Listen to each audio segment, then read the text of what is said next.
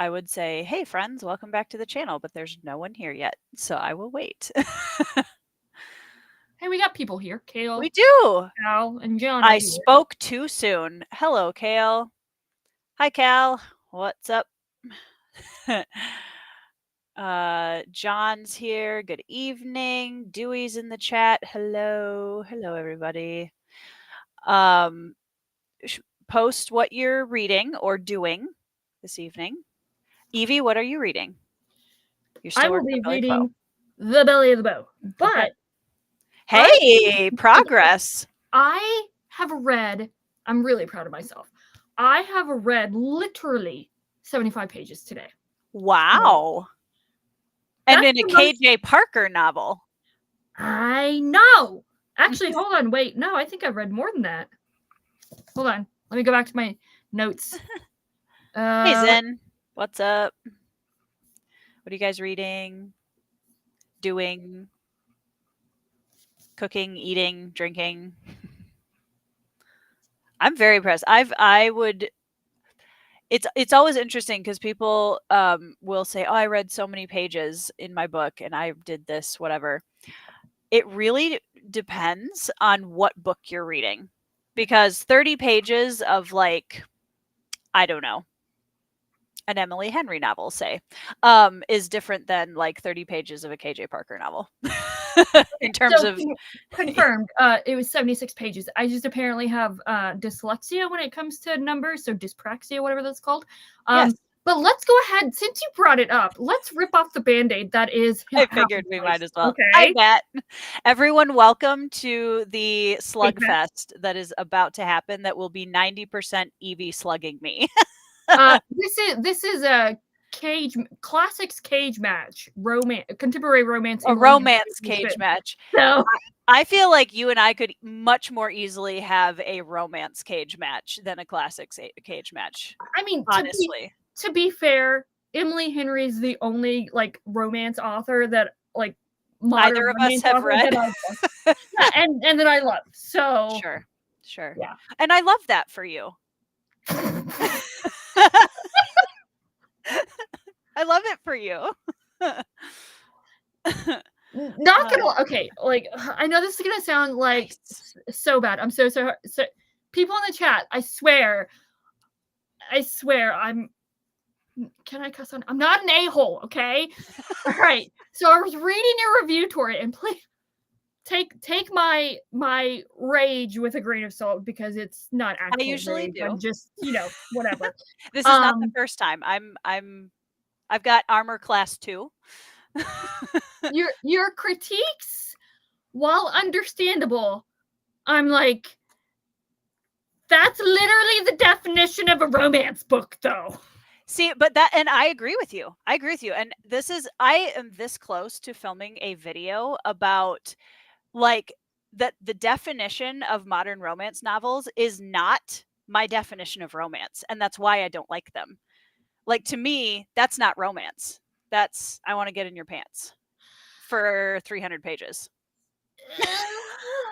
With some like subtle themes kind of trying to creep in the edges. Well, so the challenge is that, and Sal is like the master of when it comes to romance. She literally sent me I have a romance book care package, and I read. Did she send you this?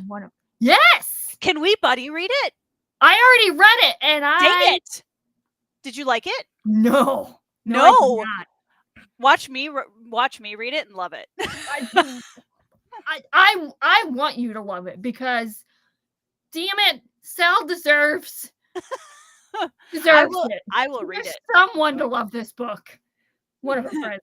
So, but yeah, so that's the thing that I actually struggle with like, at least my perception of romance is like it's all about like the getting in your pants and like the climax is literally the climax. Like right. Like I'm like, I just need more. And Emily Henry for me, adds the theme, like enough of a theme, and like actually her priority, it really is the theme and like the character relationships as opposed to the climax of the book. Of the story. That's not the focus. Story. Yeah. Yeah. See, here's And the that's thing though, what I love. Evie. Like, I am gonna read one more Emily Henry book because Book lovers. I have funny story. Do you think That's I'll a good one. That's a good one. Okay. Because here's my thing. That first of all, the will they won't they romance trope makes me want to vomit everywhere. I hate that trope because it never works because there's no tension because you're like, well, obviously. And Remind also me if you read Persuasion. I have way more optimism for Jane Austen on that trope than I did for the experience with Emily Henry. However, I think like I've seen the film Persuasion and I liked it. So I think we're going to be fine. Not the Netflix one, I hope. I don't remember. It's been no, long time ago. Long Okay, time ago. Because I think it was literally the trope, the main characters, and the friend group that I hated. So basically everything except the themes and the dialogue banter. So but I don't think she's a bad writer. That's something that I wanted to make clear is that like I don't think she's a bad writer. I just really hated the book. Okay. Which novel, Jim, are you wanting to read? Which one? Happy Place? Solace? Probably. I would be very interested in Jim's take on Happy Place, actually. Please let me know if you do read that one, Jim. Eating pizza after being at work deserved. Enjoy your pizza. Ishiguro, nice. I am going to read an Ishiguro next year. That's one of my high prio reads. I have Never Let Me Go. That's the one I have. Necessity. Tori, just saying. We're reading that in Alan's Discord for the Alexandria Book Club in January. What are you? Of course, it's in January. What are you guys not reading in 2025? Okay, noted. And that's a book that's like not long enough that I'm blessedly short. I might. I think it's less than 200 or 300 pages, I think. We'll see how I'm feeling in January. But yeah, I would if I don't read it with you guys, it'll be shortly after. So Cal's about to start Wind and Truth. Nice. Dewey is finishing some guys. Christmas is in like 10 days and I'm just not, my brain is not catching up, honestly. This is the around the time when I'm very thankful that I don't celebrate holidays. So just no. Yeah. Too much. Like the most that I do on Christmas is we go out and have Chinese food. A very stereotypical Jewish thing to do, apparently. I love that idea. Authentic Chinese food or fake Chinese food? Go into a Chinese restaurant? Okay. I mean, do we get General Gao's chicken? Most of the time, yeah. So that's not a question. That's Chinese food, hey, but Daniel. It's made for Americans. Like it's not an actual Chinese food. There's one of my favorite restaurants in the city nearest to us is a hand-pulled Chinese noodle bowl restaurant, and it is the most glorious food ever. It's so good. And there's literally a big wall of windows into the kitchen where you watch the chefs hand pull the noodles, and it's just, I love it. It's amazing. 30 pages of Malazan is 3 short breaks. It's true, depending on the section too, or the POV. Hi, Marianne. How's it going? Sal was summoned. Yes. I will be reading Soulless, Sal. I don't know when, but I promise I will read it. And now especially because I'm very curious, since Evie didn't like it, it would be really ironic and funny if I'm like, this was great. So I will say, to go back to Happy Place, this is just another reminder that I really need to do my Happy Place versus Persuasion video that I was planning on doing after I initially finished Happy Place, because Happy Place is a second chance romance. It's the same as Persuasion. And Happy Place is the book that most closely gave me the experience of Persuasion. Interesting. I'm not saying that it's like, Emily Henry's like Jane Austen. Jane Austen. Yeah. Jane Austen is 200-year-old classic author. It's a very different style. Time will tell. Yeah, absolutely. the feeling I got from reading each book, like it was the same feeling that I got, and I just I love it so much. I will watch that video. Yeah. I will appreciate that you love it so much. And I appreciate that you didn't have that you read it wrong. It's fine. So I'm just kidding. Yeah, we're still friends. It's good. Just so everyone's clear, Tori and I are still friends. I mean, if our friendship can survive a disagreement over Wuthering Heights and Happy Place, I think we've been refined by fire, if you know what I'm saying. And me not liking Malazan, so that's fine. A lot of I get it. Like it's Malazan. a lot. Malazan. Marianne, 1995 is the only Persuasion adaptation I recognize. It's true, although to be fair, the one silver lining of the Netflix adaptation is it made the 2007 adaptation of Persuasion with Sally Hawkins bearable.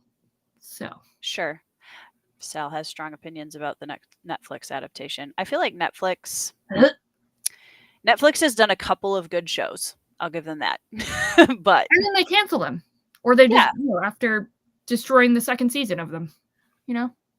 I agree, Daniel. I think that would be way more, especially when it's so, not naming any names, but when it's so obvious that these people are like borderline toxic for each other and wet blankets. Not naming any names. I'm not speaking about any book specifically. But so that's not a romance like by contemporary modern right definition. It has to have a happy, and I get that. Yeah.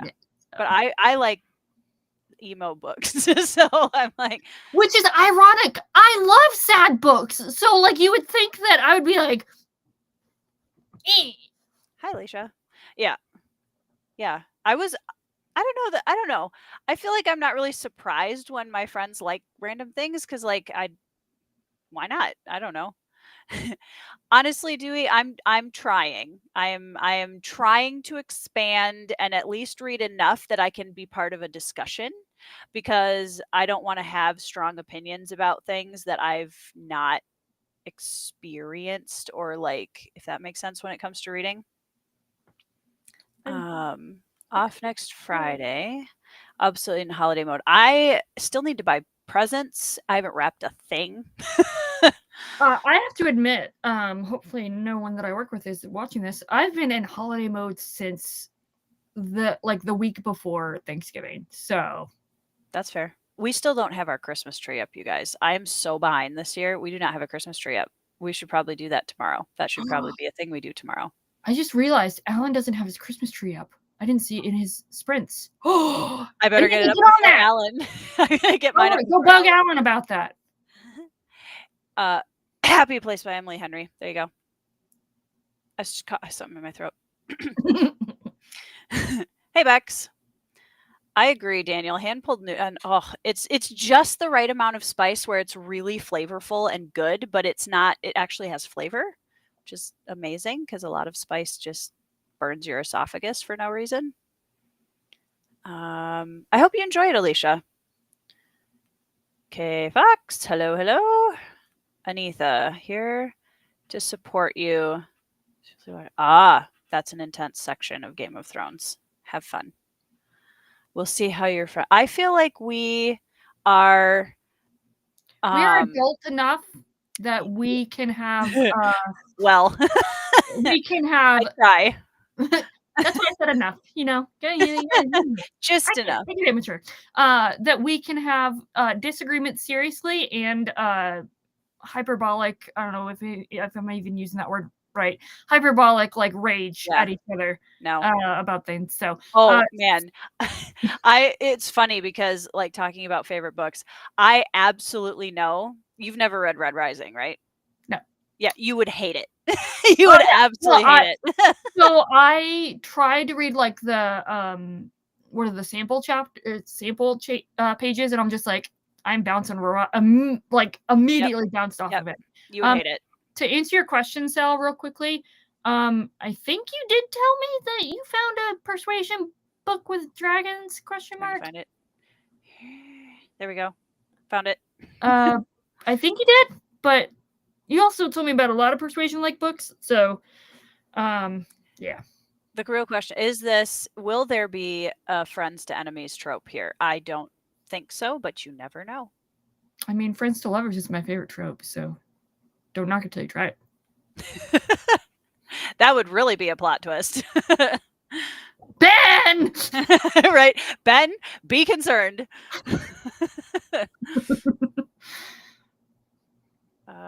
Stranger Things final season's coming out next year.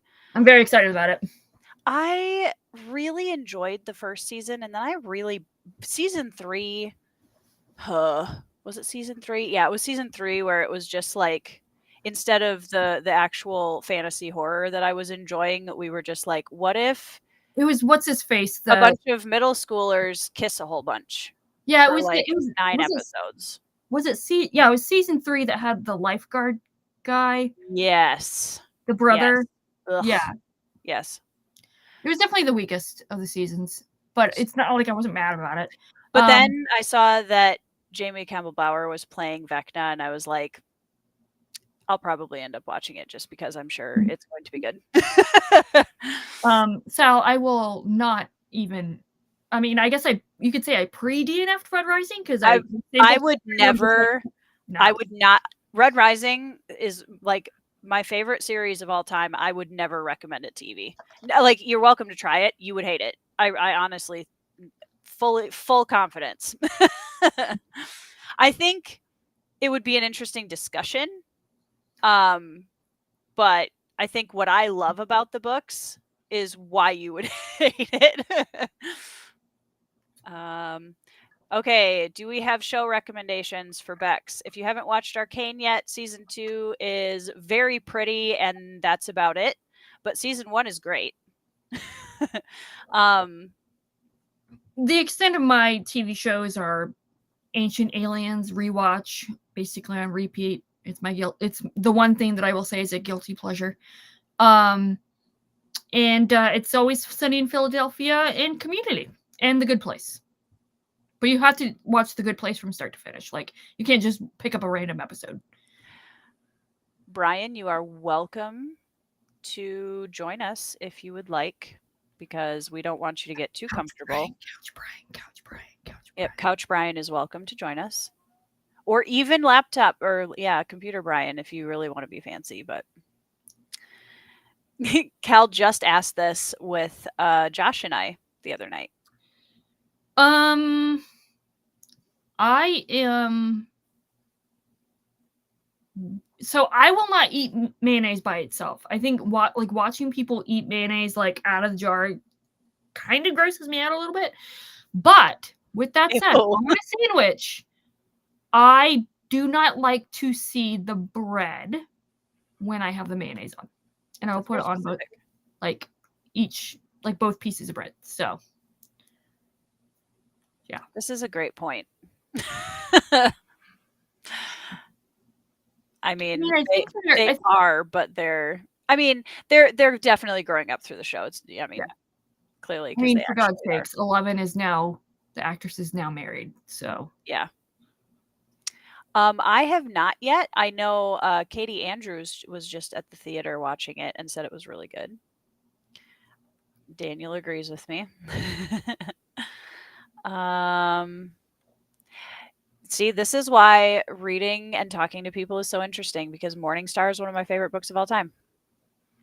So I'm sorry the ending didn't work for you.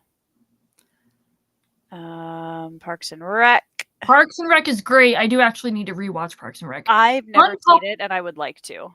Unpopular opinion. I actually like the first season. Oh. So. I'm trying to even think what I've watched recently. I haven't watched anything recently other than K-dramas, so. Juvenile Justice is the one that I was just watching. I'm about halfway through it, and that's actually pretty good. Nice. What's up? You need to ask Daddy about that. He's not listening to me because he's doing work. Okay, then you need to just wait for a few minutes. Brief pause to Mom. Okay. So you're reading Belly the Ball. I am reading Arm of the Sphinx by Josiah Bancroft. I am 60 pages. 60 pages. And I am loving it. I had a 3-star-ish experience with Senlin. I liked and didn't like 50/50s. And what I primarily didn't like about the first book is that I got teased with a Motley Crue for 300 and some pages and never got one. Now I have it. So I am happy and good to go. And the tired dad vibes that Senlin is giving me in the beginning of this book are immaculate, and I love it so much. So I'm very much enjoying this one. Marianne is very excited. Yes. Pretty much everybody that knew I was reading this series thinks I'm going to like this one the best. But that is my favorite one. Yeah, I'm very excited. So I think my ranking is Arm of the Sphinx, Senlin Ascends, and like Hod King and Fall of Babel are like kind of depending upon the day, like sure. Because they're conflicting for both me. There's like, especially on reread, like I was a little conflicted about both of them, but like I don't know, I don't want to say crap on Fall of Babel, but like people were very underwhelmed by Fall of Babel that weren't Alan or Marianne or Tanner, and it felt a little disjointed in a way. And I understand it, but the more I've been away from it, the more I like it. And on top of that, having reread, shout out again, Marianne, how many times can I mention you in a stream? When Marianne and I read the Gormenghast trilogy, or Gormenghast series by Mervyn Peake, like seeing how Bancroft was inspired by and took influence from Mervyn Peake made me appreciate Fall of Babel so much more. Like, okay. It's so good. I'm very curious to see how I feel about it, because basically the general consensus is that I'm going to love Arm of the Sphinx, love Hod King, and hate Fall of Babel. And I'm like, I don't know. I have no idea. Yeah, I would just say I would hope that you would go into every book you read with open-minded mind, and for the most part. There's a few, like if you were like Tori Reed Fourth Wing, that would be tough. But I try really hard to, and I think that's something that I really appreciate about BookTube is I feel like I've learned to go into books a lot more open-minded than I ever used to. And my appreciation for different things has expanded a lot. And I think it was I can't remember where he mentioned it, but Bancroft mentioned something in regards to with each of the Senlin books, he wanted to do something new with each of them, so that it wasn't like rehashing the same plot structure. Or all right, Eminem, we got the real Slim Shady here. The real Brian. Jew Dewey. Yeah. We have Couch Brian in the house. Look at him. There he is. Speaking of, we have Derry in the chat. Hi, Derry. Hi, Derry. Welcome. But yeah, so he wanted to do something different with each book, and make it feel fresh for him, as a writer, and then as well as for readers. So I don't think it's much of a spoiler, but you get different point of view sections. Yeah, I've heard of that. Versus Arm of the Sphinx. So. Although it was really funny because so far, and I do like Edith a lot, but everybody was like, oh, Edith's going to be your favorite character. My favorite character, guys, I'm a barbarian queen. Okay. I will find the barbarian in every book. Yes. Oh my gosh. She's so awesome. I love her so much. Sorry, that was a little intense. Don't apologize for passion. Brian is conducting a seance. Brian, what are you reading? I am reading this gigantic book, Winded What is Truth. It? Oh. I am reading Long-Winded in Truth. I am on page 502. How are we enjoying it? Is it picking up a little bit? Can I break some news here on Tori Talks? You're gonna DNF it. Live for the tea. Let's go. Well, at page 300, I almost DNF'd it. And Yes. as we know, I don't DNF anything. But I consulted with Jimmy of Nuts World, otherwise known as the Fantasy Nut Jimmy World. of House Nuts. Jimmy of House Nuts. And he assured me that it picks up as the book goes on. Well, since then I've, been in this book another 202 pages, and it is consistently the most inconsistent book I've ever read. Within chapters, like I'll read a paragraph and go, that was so brilliantly written. And then the very next paragraph is trash. And then the next paragraph is like, this guy is clearly, here's the reason why he's, the best-selling author in the game. And then the next paragraph, it's like a 4-year-old wrote it. And I don't get it. It's for what's happened in the first 502 pages, this could have been 125 pages. So, and I don't rant on books ever. And I don't, I'm not an anti-Sanderson guy. I've read everything in the Cosmere.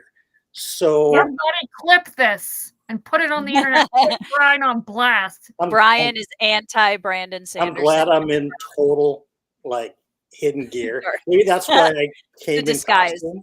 Right, total disguise. Yeah. Well, I think it's entirely possible this thing turns around because he has, in my opinion, a crappy habit of saving all of his payoffs for the Sanderlanche, at the end of the book. And Jimmy, exactly. So I'm just like, I don't know. I've watched during COVID, I entertained thoughts of maybe I'll write a book. And so I watched 2 full courses of Brando Sando teaching at what's the school again that he teaches at? BYU. BYU, yeah. His creative writing course, right? And I watched 2 whole semesters of that, right, from start to finish. And he specifically talks about how the story structure would go and the payoff at the end. And it's so formulaic that it's become kind of like, for me, sort of a snooze fest at the beginning. Then it picks up and then it's great. And that's awesome if the book is 500 or 600 pages. Not as awesome if the book is 1,300 pages. And in the first 502 pages, 100 pages worth of stuff has happened. So I don't know. I mean, maybe I'll do a rant video and grow the channel. So I'll watch it, Brian. I will watch it. I don't know. Unrelated to Brandon Sanderson and what you're currently reading. The real question that I have right now, though, is Brian, are you are you gonna reveal a new hairdo in your next video? Did you do a drastic hair Trying to keep it quiet? I need to know. Actually going. That's a good question. That is a fair and worthwhile question because given my history, that's an excellent question. That's something you would do. Well, it's just because you got it you've got the Billie Eilish, I'm gonna wear a wig so people don't know that I bleached my hair type thing. I'm walking around the Brian house by Eilish. myself so I don't recognize myself. Yeah, exactly. We can change your name to Brian Eilish. There you go. Brian Eilish. So no, there's no hair change for this week's video. However, Evie, you may or may not know this, but you will be featured in a video this week coming up for the Bell Tube Holiday Disco Special.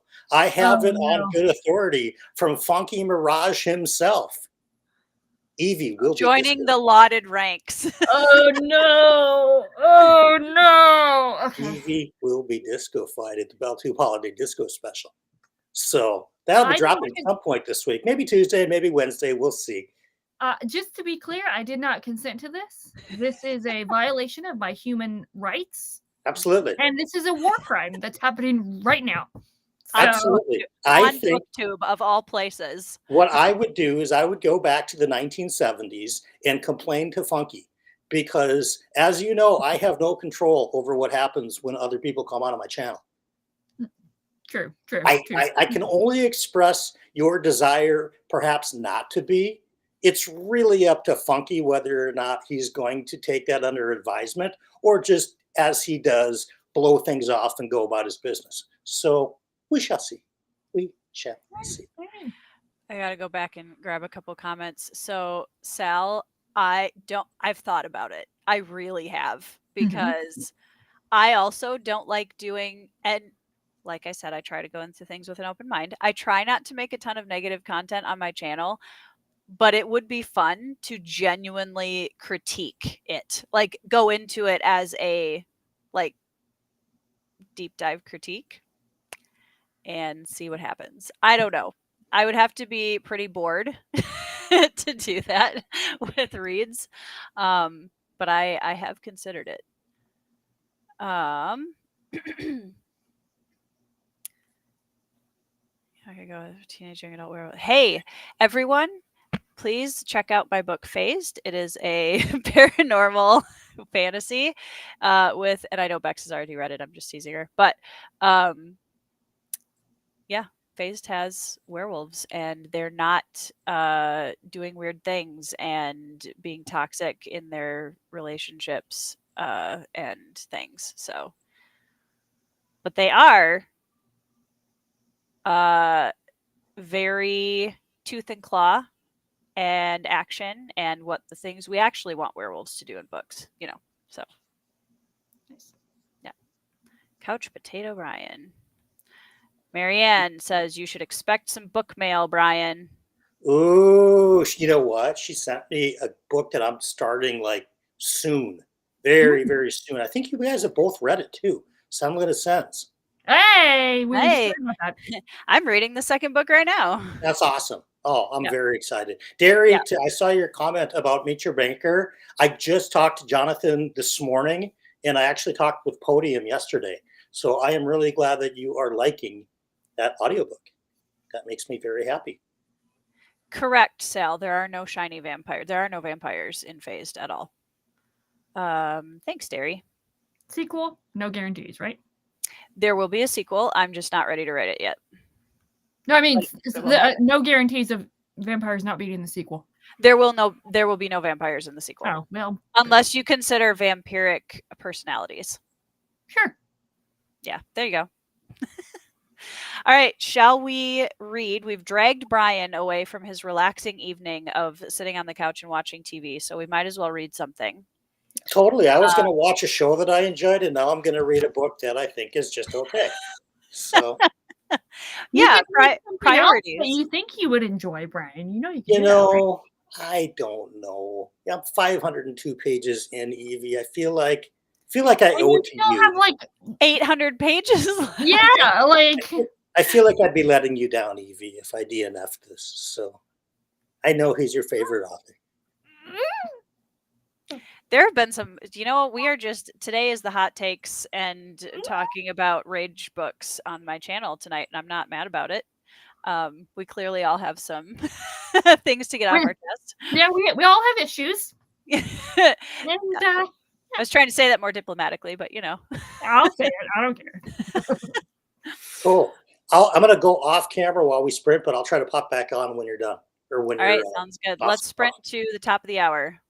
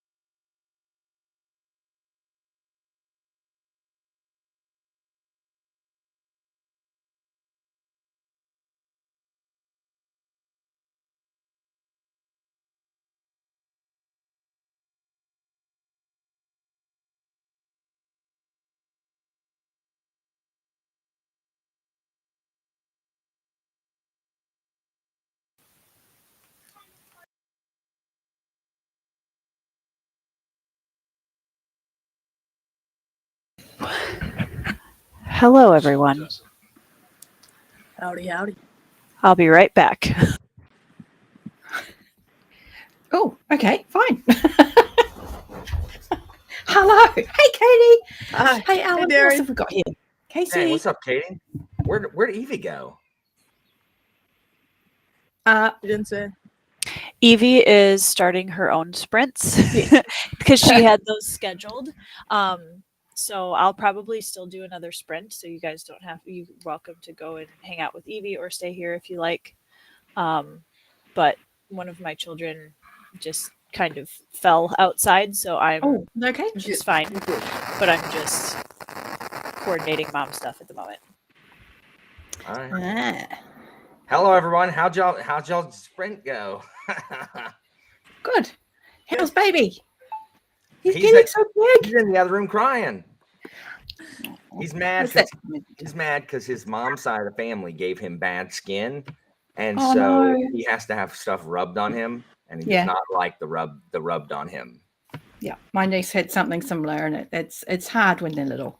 Yeah, so every time when he gets in his jammies, he just cries in his mom's face while she's, applying the comforting salves. Yeah, I know. She's giving comforting salves and unguents. Unguents. Yeah, unguents. There you go. Yeah, from the deepest, from the highest mounts from the ramtops, and the mysterious monks. Yeah, all right, Dibler can do you a deal, I'm sure. I don't know who's coloring that dragon, but that dragon looks good. Beautiful. That is a Karox, actually. It's beautiful. Casey, are you muted? No, you're not. Okay, good.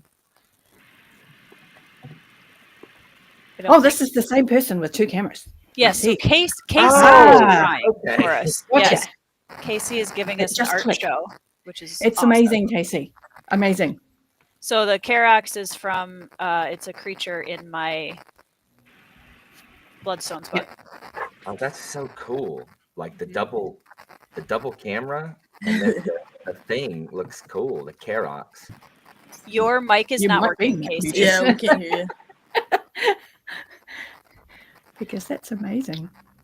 Good to see you again, Katie. That's what, twice in a week? I know, crazy.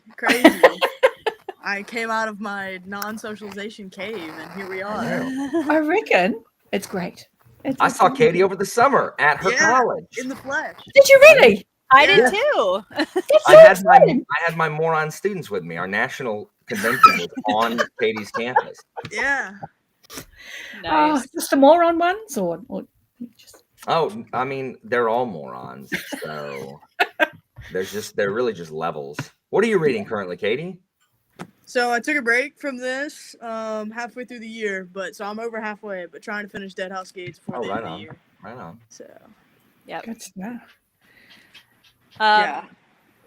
Brian is still absent, so we will go to potatoing. He's couch potatoing. Alan, what? Oh, I'm sorry. Costume change and everything. Brian, how did your reading sprint go?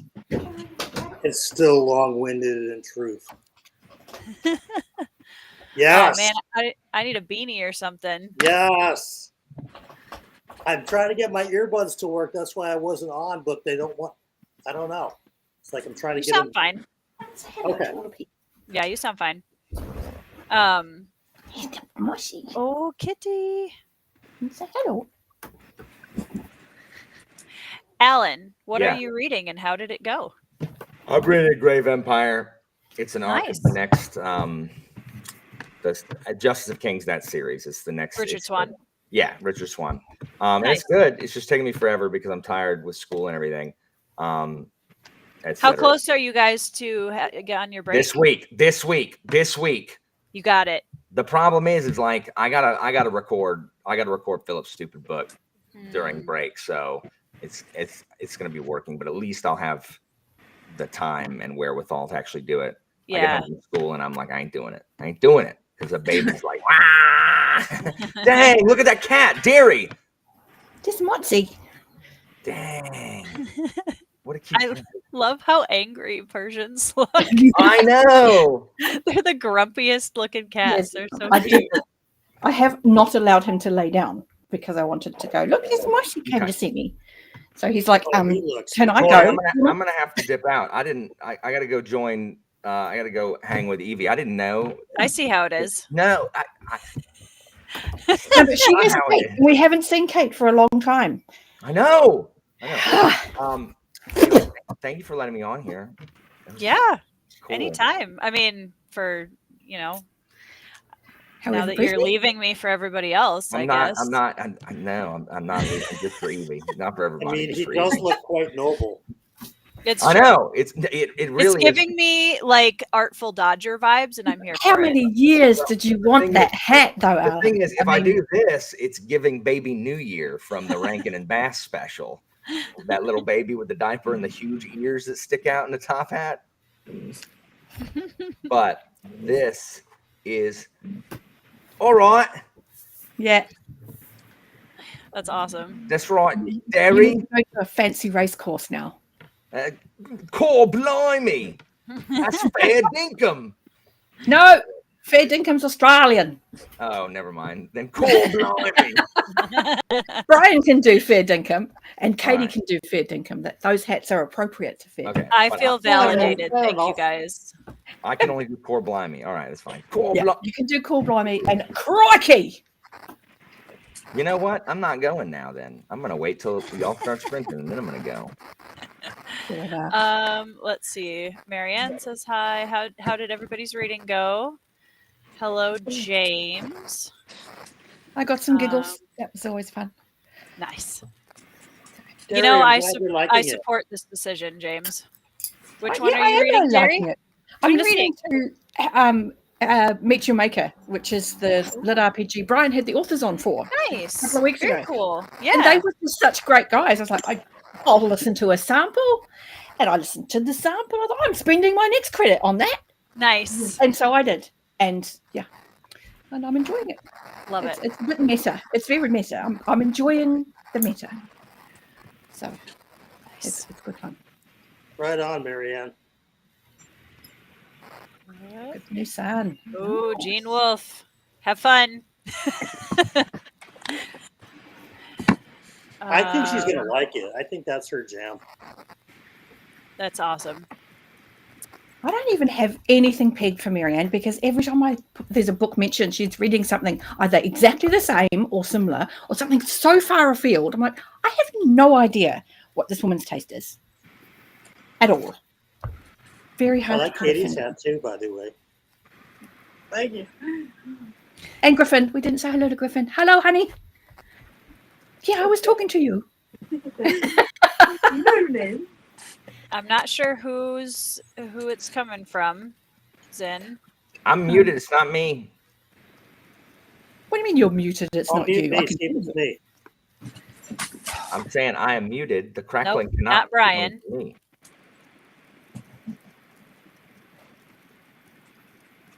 I don't think You'll it's find me. out when we abandon you for Evie, if it's one of us that abandon you for Evie. I changed my mind. When I leave, I'm actually gonna just leave. I'm not gonna go to Evie. I'm just gonna leave. Well, at least you did not choosing favoritism, and That's true. I don't know what. Evie's going to be very mad at me. No, she's not. Well, she's already. We had it out at the beginning of the sprints because it was. Oh, just okay. Because we knew she would. Yeah. And I wrote I don't write scathing reviews, but an unhappy review of a book she really liked yesterday. Is it The Mid Cuts Through Water? Happy Place by Emily Henry. Yeah, I wouldn't have picked that for you. No. I went into it with a very open mind, in my defense. Yeah. And I think that Emily Henry's not a bad writer, and that she had some interesting themes that were trying to gasp for breath under all of the toxic romance and friendships. Okay. Yeah. Fair enough. Sometimes the different themes can speak to people, so. Exactly. And I told Evie I'm happy she loves it. Alan, I am reading Arm of the Sphinx. Yes. Loving it. Absolutely loving it. Everyone knew you would. kind of mixed on the first book, but this one is everything completely different. I did not get in book 1. I'm getting in book 2. All four books are completely different. Like, I don't know, they're all just Edith Winters in book 2. That's all I gotta say. I like Edith.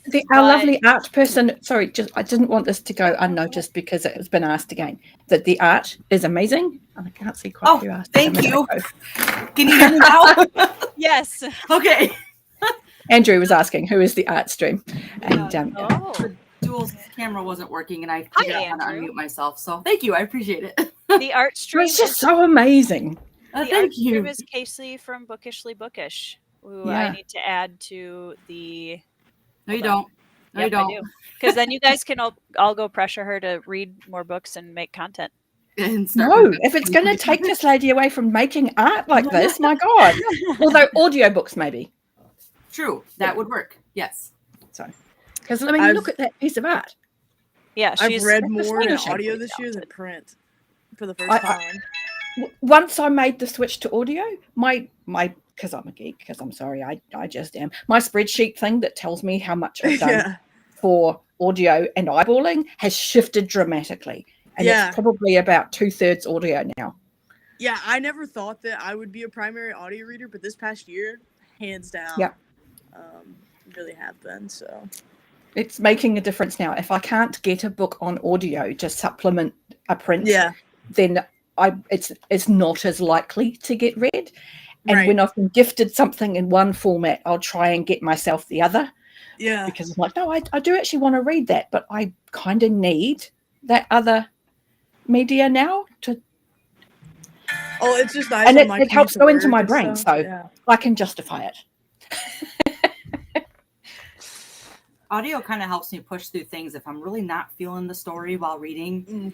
Maybe just audio will help just move that forward, and really that's how I finally was able to get through Assassin's Apprentice. I started it 3 times in print, and then I said, you know what, I just need to try and sit down here and maybe listen to it, and it was terrible with being so old, but it was actually, I was able to get through it, and now it's one of my favorites. So it was that's okay. Nice. Sometimes my heart was slowly shattering into pieces on I stream. love it. No. But then you loved it. It's okay. Yeah. I can breathe again. Andrew, the real question is why not? I agree, Jim. Why not hats? Hats are awesome. Well, I mean, I did not know why. You wanted that for how many years? Forever.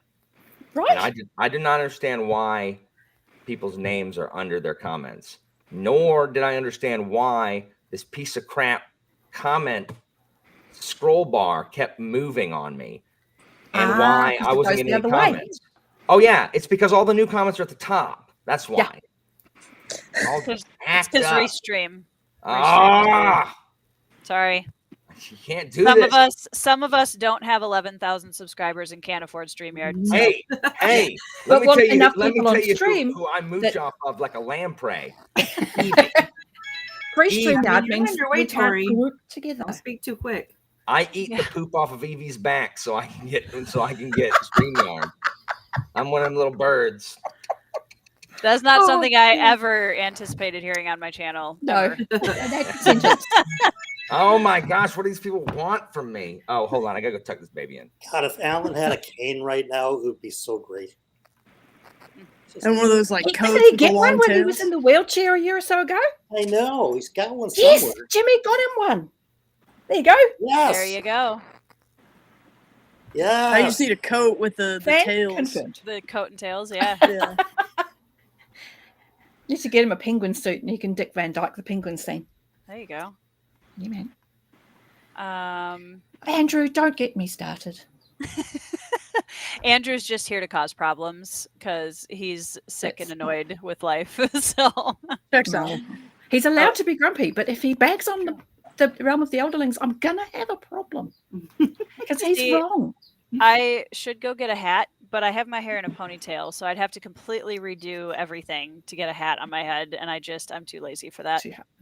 That's fair. I did think about going to get a hat, and then the cat came in. So, guys, hear me out. My dream hat, I want to get someday. I'm going to get a pirate captain cosplay going, and I want one of those big black hats with the giant feather off the side. It's gonna be amazing. It's gonna be with amazing. like the big ostrich type plume, the really big fluffy one. Yep, it's gonna be amazing. I can't wait. This hat is now particularly special to me because I had my qualifying exam for my PhD earlier this year, and I worked really, really hard for like 2 months. Like I worked so hard, and it got to like the day of the exam, and I was like, I knew that I was gonna do a really good job, and so I wore this cowboy hat and a belt buckle to the exam. You're a legend. Yeah, it was really fucking funny. legend. Like, yeah, I love that so much. Yeah. Oh, like I actually have goosebumps. I'm like, I know somebody who has the cojones to do that. I love it. Yeah.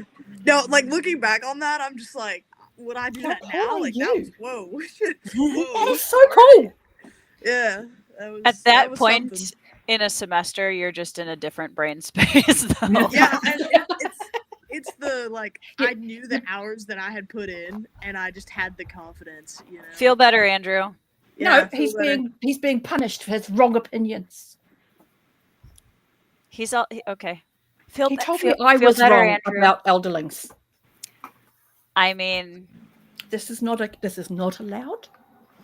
It is a breach of our BookTube friendship contract that everybody signs into if they know me. You have my support. You have my pencil. Yeah. Like, come on. That's amazing, T. Nice. So, wow. My husband, when we were juniors in college, they were doing Peter Pan, and my husband was going to audition and probably get Captain Hook, which would have been amazing. But he couldn't audition because our son was due the week of the final performance. Sad day. Oh dear. I'm so to this Please day. Tell me he wasn't late.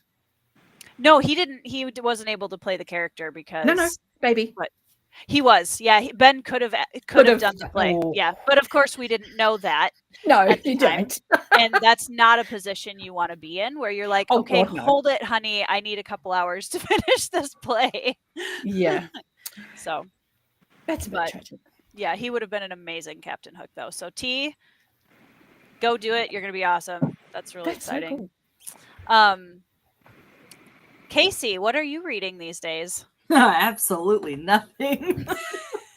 Valid. Oh my God. And if you're going to audio live ships, don't. No. I wish. I've picked up reading that now. Yeah, I'm able to get into that reading, and I really, really enjoy it. So I just needed to get past the hump of the first half of the first book. So that's okay then. Yeah, it's really enjoying it. It's a horror to me, particularly for people who really like audiobooks. I'm like, oh no. Yeah. I do. It's not universal. There are people who are quite fine with it. Right. People like it. I have plans to pick very much the minority. Some those books in 2025, but those audiobooks and then Game of Thrones. I wish there were better audiobooks for those two. It's Christina. We love Christina. Hi, Christina. Hello. How was the family? How was the pizza? Oh my gosh, my dad's pizza is amazing. So good. I'm very full. And then we had apple pie. Oh my God, yum. Nice. I ate 6 pieces of pizza though. Wow. How are you not asleep? How are you not dead? Too early. So good. No. It's like pizza like you can get when you're not in America, where it doesn't sit like a lead slug in your gullet. The good stuff. Yeah. Pizza. These is only like the best ingredients. Like, yeah, it's all made from scratch. The tomato sauce is made from scratch. The crust is made from scratch. Like that sounds amazing. My dad doesn't do anything. You know what? How much does your mum hate that everybody loves Dad's pizza? Oh no, she's okay. So she's like, "Oh yeah, go ahead and cook, David. That's fine." Her dad's the major cook in the family anyway. Oh, okay. Now she was our primary cook for years and years and years because she stayed home with us when we were little, and my dad worked. So she would try to, take care of as much of the household management on her own as she could. but she just does not enjoy cooking, and so he enjoys it and is really good at it. So it works out really well. She's like, yeah, please get in there. Do it. She loves to be his sous chef. Like she helps prep things and then just like passes them off, and he does the rest. Oh, that's nice. Loves it. I eat the pepperoni. They eat disgusting crap. So like he made like 6 different pizzas. So one was just like cheese sticks. Why don't you talk to people and I'm gonna refill my beverage. Okay. But I don't have a cool hat. I don't either, Christina. It's okay. It's not gonna work. There. We'll try that. I was just gonna say Mad Hatter. Let's go. We need the 7 to 10 bedding slip in. Yeah. Yeah. Can I get it to? That is so cute. As good as it's gonna get. Anyway, he made like Canadian bacon and pepperoni and sausage and black olives and mushrooms. Yeah, mushrooms. Yeah, and that was it. That sounds nothing else. No peppers. I don't really like peppers and onions and stuff. Okay. You all need to mourn for me. I can't eat cheese. Oh, that's so disgusting. I can't have pizza. Oh. And about 8 years ago, a girlfriend knew somebody in a restaurant, and they made me like a pizza with no cheese, but put on it like a bechamel instead, as the moisture to hold everything on. Give it a bit of crust, and oh my God, guys! If that came even a little bit close to what pizza is, I get it. It was like, holy crap, this is amazing. I get it. I understand the hype. But it was really expensive, and I haven't been able to get it for myself since. But yeah, I look at pizza and I'm like, oh my God, that looks amazing. And everybody is like, a pizza. And that's so sad. I'm so sorry. Yeah. Oh, pity me. It's sad. Pity me. It's a tragedy. It's a tragedy. Christina, what are you reading right now? I'm still working on the audiobook of Way of a Dan. Okay. Still enjoying it? Cool. Yeah, I really am. I'm well over halfway through, but I still have like 4 or 5 hours to go. That's cool. I'm slowly making my way through it. That's a fantasy audiobook. Oh yeah. Yeah. I am enjoying it. And for the most part, like I was really worried about reading a real hang on, what am I trying to say? Not a real book, a fantasy book on audiobook. Yeah. Because previously my audiobook experience has been I've limited it to light reads where I can multitask and I'm like doing the dishes or something and I'm listening to more of like a rom-com type thing. Yeah. And there's less characters to keep track of, there's less setting, there's no lore. Yeah. You know, there's not as much to track. And so I almost said that it wasn't real. It is real. It's real books, but not like heavy literature type stuff. If you got to really audiobooking now plug into. Yes. So I was a little worried I wasn't going to be able to keep track of it, but I did really want to listen to it on audio because, you know, Alan did the audio. Yeah. So I hear the narrator is really good. Yeah. It is good. It is really good. It's amazing. Really good. Alan does an incredible job, and he really does. Philip's writing is good too. You know, I was. You're always a little nervous when you read something that somebody you know has written because you're like, what if I don't like it? And then you're like, I don't want to be mean, but I really am enjoying it, and honestly, Alan hates it when I say this, but I feel like people who enjoy Way of Kings would enjoy Way of a Dan. So, and I liked Way of Kings just fine, but I'm enjoying Way of a Dan way more, actually. I feel like I connect with the characters more, and they feel more authentic to me overall. Some of the characters in Way of Kings just like felt a little like I just didn't buy into them every single time. Sorry, I'm gonna take this off. Yeah. I'm impressed you had it on that long, honestly. But what was I trying to say? But some of it reminds me just a little bit, just the fact that there's like a main character who is in a war, kind of unwillingly, and is honing a craft, like a source of power they don't understand. So like that is similar. And then the like scope of it and just like the epicness of it is similar. So anyway, Alan's always like, yeah, he hasn't read Way of Kings, so he's just like, why are you talking to me? Like, it doesn't mean to me. I haven't read it. I want to read Way of Dan, and I hope that I enjoy it more than Way of Kings. So listen to it on audio. Yeah. Okay. So I second that. I have the audio. He is amazing on audio. It is really good. It really is. Alan makes the characters come to life, and he really does. So he really does. Earlier, when I was getting the text, I was like, what do these people want from me? And I just now saw that my wife texted, these people are your wife. I was messaging him. This is why we love you, Christina. Oh, I love it. The baby was tired, but Alan likes to tuck him in. And so I was like, come, like, please come. Bump, where are you?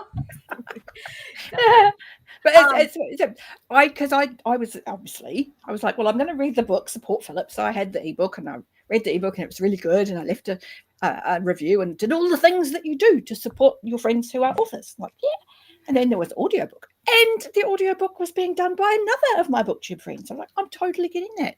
Support my friends. And I was like, is it going to be weird that it's Alan? And when I started listening to it, it was like 2 minutes. And the fact that it was Alan was completely gone from my brain. No, Brian, it doesn't sound like him actually all, as Alan that I know. Brian, you're in charge for 2 minutes while I wrap a sprained wrist. Oh no! She's fine. Charge? I'll be right back. Oh my God, we're derailing immediately. Where can we hide the rails? No, I thought I was going to have that similar concern. Everybody should go to Evie's stream right now and Tori will come back and we're gone. Just X out, all blank screen. Come back to nobody. That's mean. No, we would never do that to Tori. I'm sorry. I think Katie was saying something. I was just going to say, I thought I was going to have like a similar audio narrator problem when I listened to like a couple different series by Travis Baldree, but like it's really incredible how they can like shift. Like I thought I was gonna, read the new series as a certain character in my head, but after a while it just faded away. I was impressed. So I look forward to listening to Way of a Dan. My thing is when I read books on audio, I love to binge them and like binge the series. I'm working on it. She's never out of reach. Let me not have that stupid full-time stupid job with these stupid people that take too much stupid work. No, hey, I'd only be an overlap for a short time. I'm like, you gotta finish it because I'm gonna be ready for the second book soon, and I'm working on it. I think I now that I've experienced it through audio, I'm like, I want to continue it. Yeah, like, and it's really good. And then that's not just that it's your husband. All 7 yet. I mean, yeah. Christina, I'll just give you the chapters as I finish them. That's not a silly idea. That works. But yeah, I mean, the overlap doesn't have to be long, Alan. Basically, as soon as you finish recording Edan, talk to somebody. You have some people prepared to help you out here to get into narrating as a job. The and then you don't have to be. But I fixed it. Okay. Thank you, Brian. I knew I could count on 4 you. times. The issue. It was terrible. It was terrible. He's really not great at this, Tori.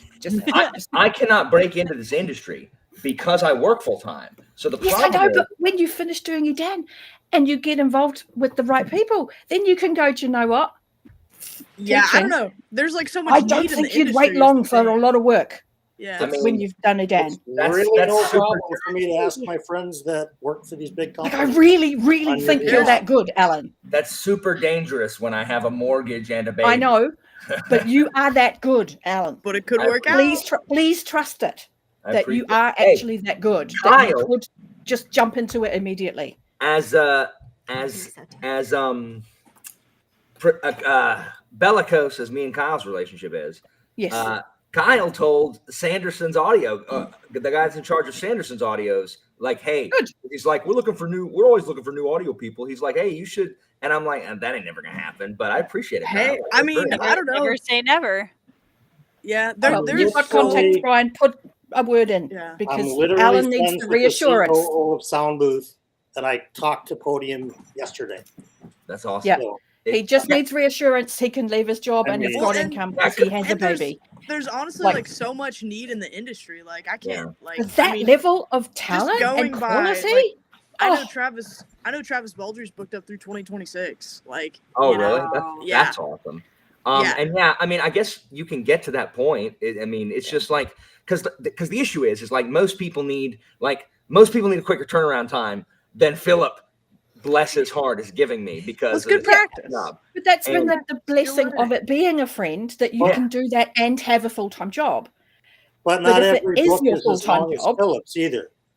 Right. You know. Oh, that's true. That's true. And I forgot every book is 600 pages.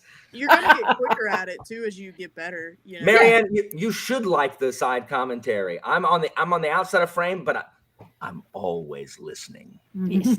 But yeah.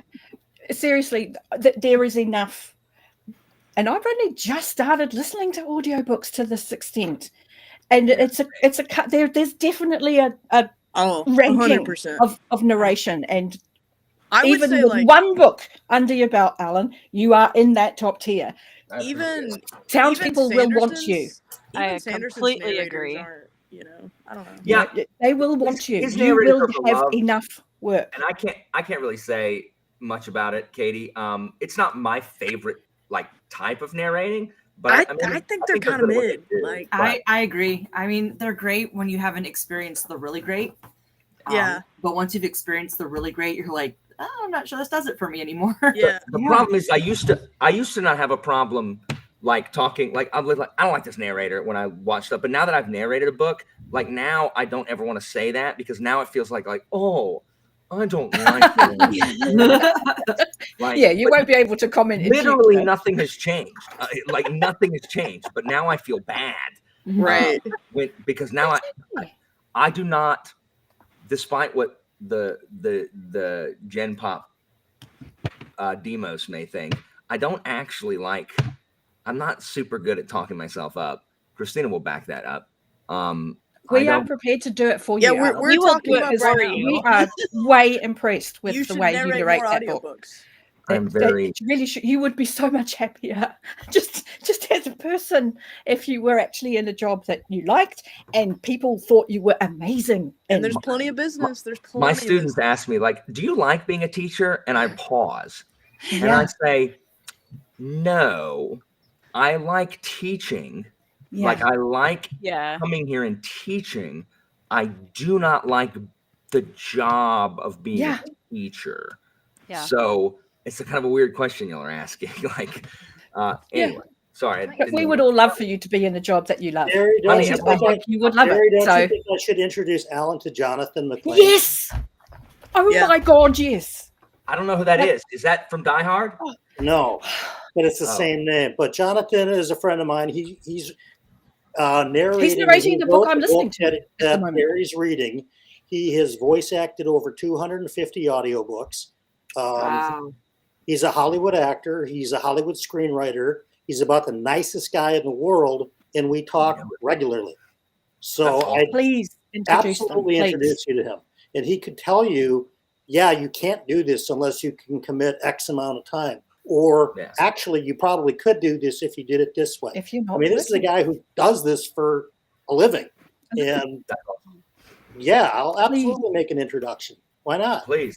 That would be very cool. I know other guys like him too. The Sound Booth Theater, which is Dungeon Crawler Carl, their so good. Chief operating officer's name is Justin James, and him and I just emailed 3 times this week.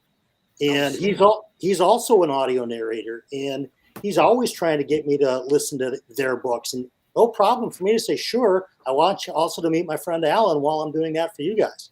Dang. Yeah. That's cool. And with that level of quality too, they will those only are- be looking They're for huge. voices to that be will honest work with for you, them. And that way, at least you could get some of your answers, questions answered, like, could you really do this or not? Like while really you're technical. coaching? Yeah. Take all the guesswork out of it one way or the other. Mm. Yeah, I am not, despite what everyone may think, I am not an uncautious person. I do not like. But this is why I'm making the point that there are people outside of your circle in your personal existence who are absolutely 100% behind this as a potential step for you. And I'm a patron. I am all about supporting you and the family because we really like you. We don't want to leave you high and dry. Man, we don't want to glad I push you didn't go into to eat something these that will make your life right. You know. This is where the magic happens. This is where the action. Can I just say though, like one of the things as a serial entrepreneur that gets me really excited is networks. I love so cool how networks work. I'm so bad at it, Tori. We've got you. I will help you. Yeah, this is the point. You have people who will do it for you. You just got to say yes and go along for the ride. Right. And the truth is, the talent doesn't need to be the networker all the time. The talent can have friends that can do that for them. You go, man, you are really talented. If I had the ability to voice act, I would already be talking to those guys about how can I do it, because I would love to do that, but that's not my skill set.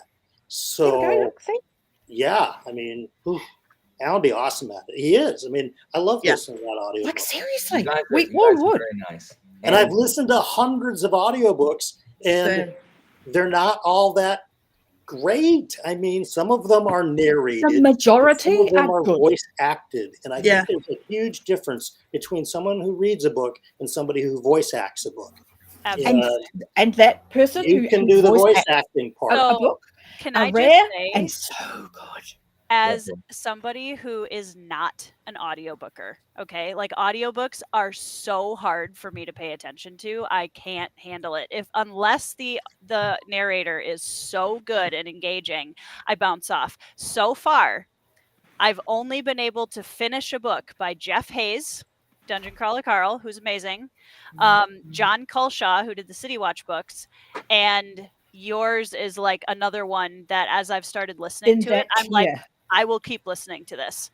Tori, have you tried a Travis Baldree book yet? Yes. No, I have not. You.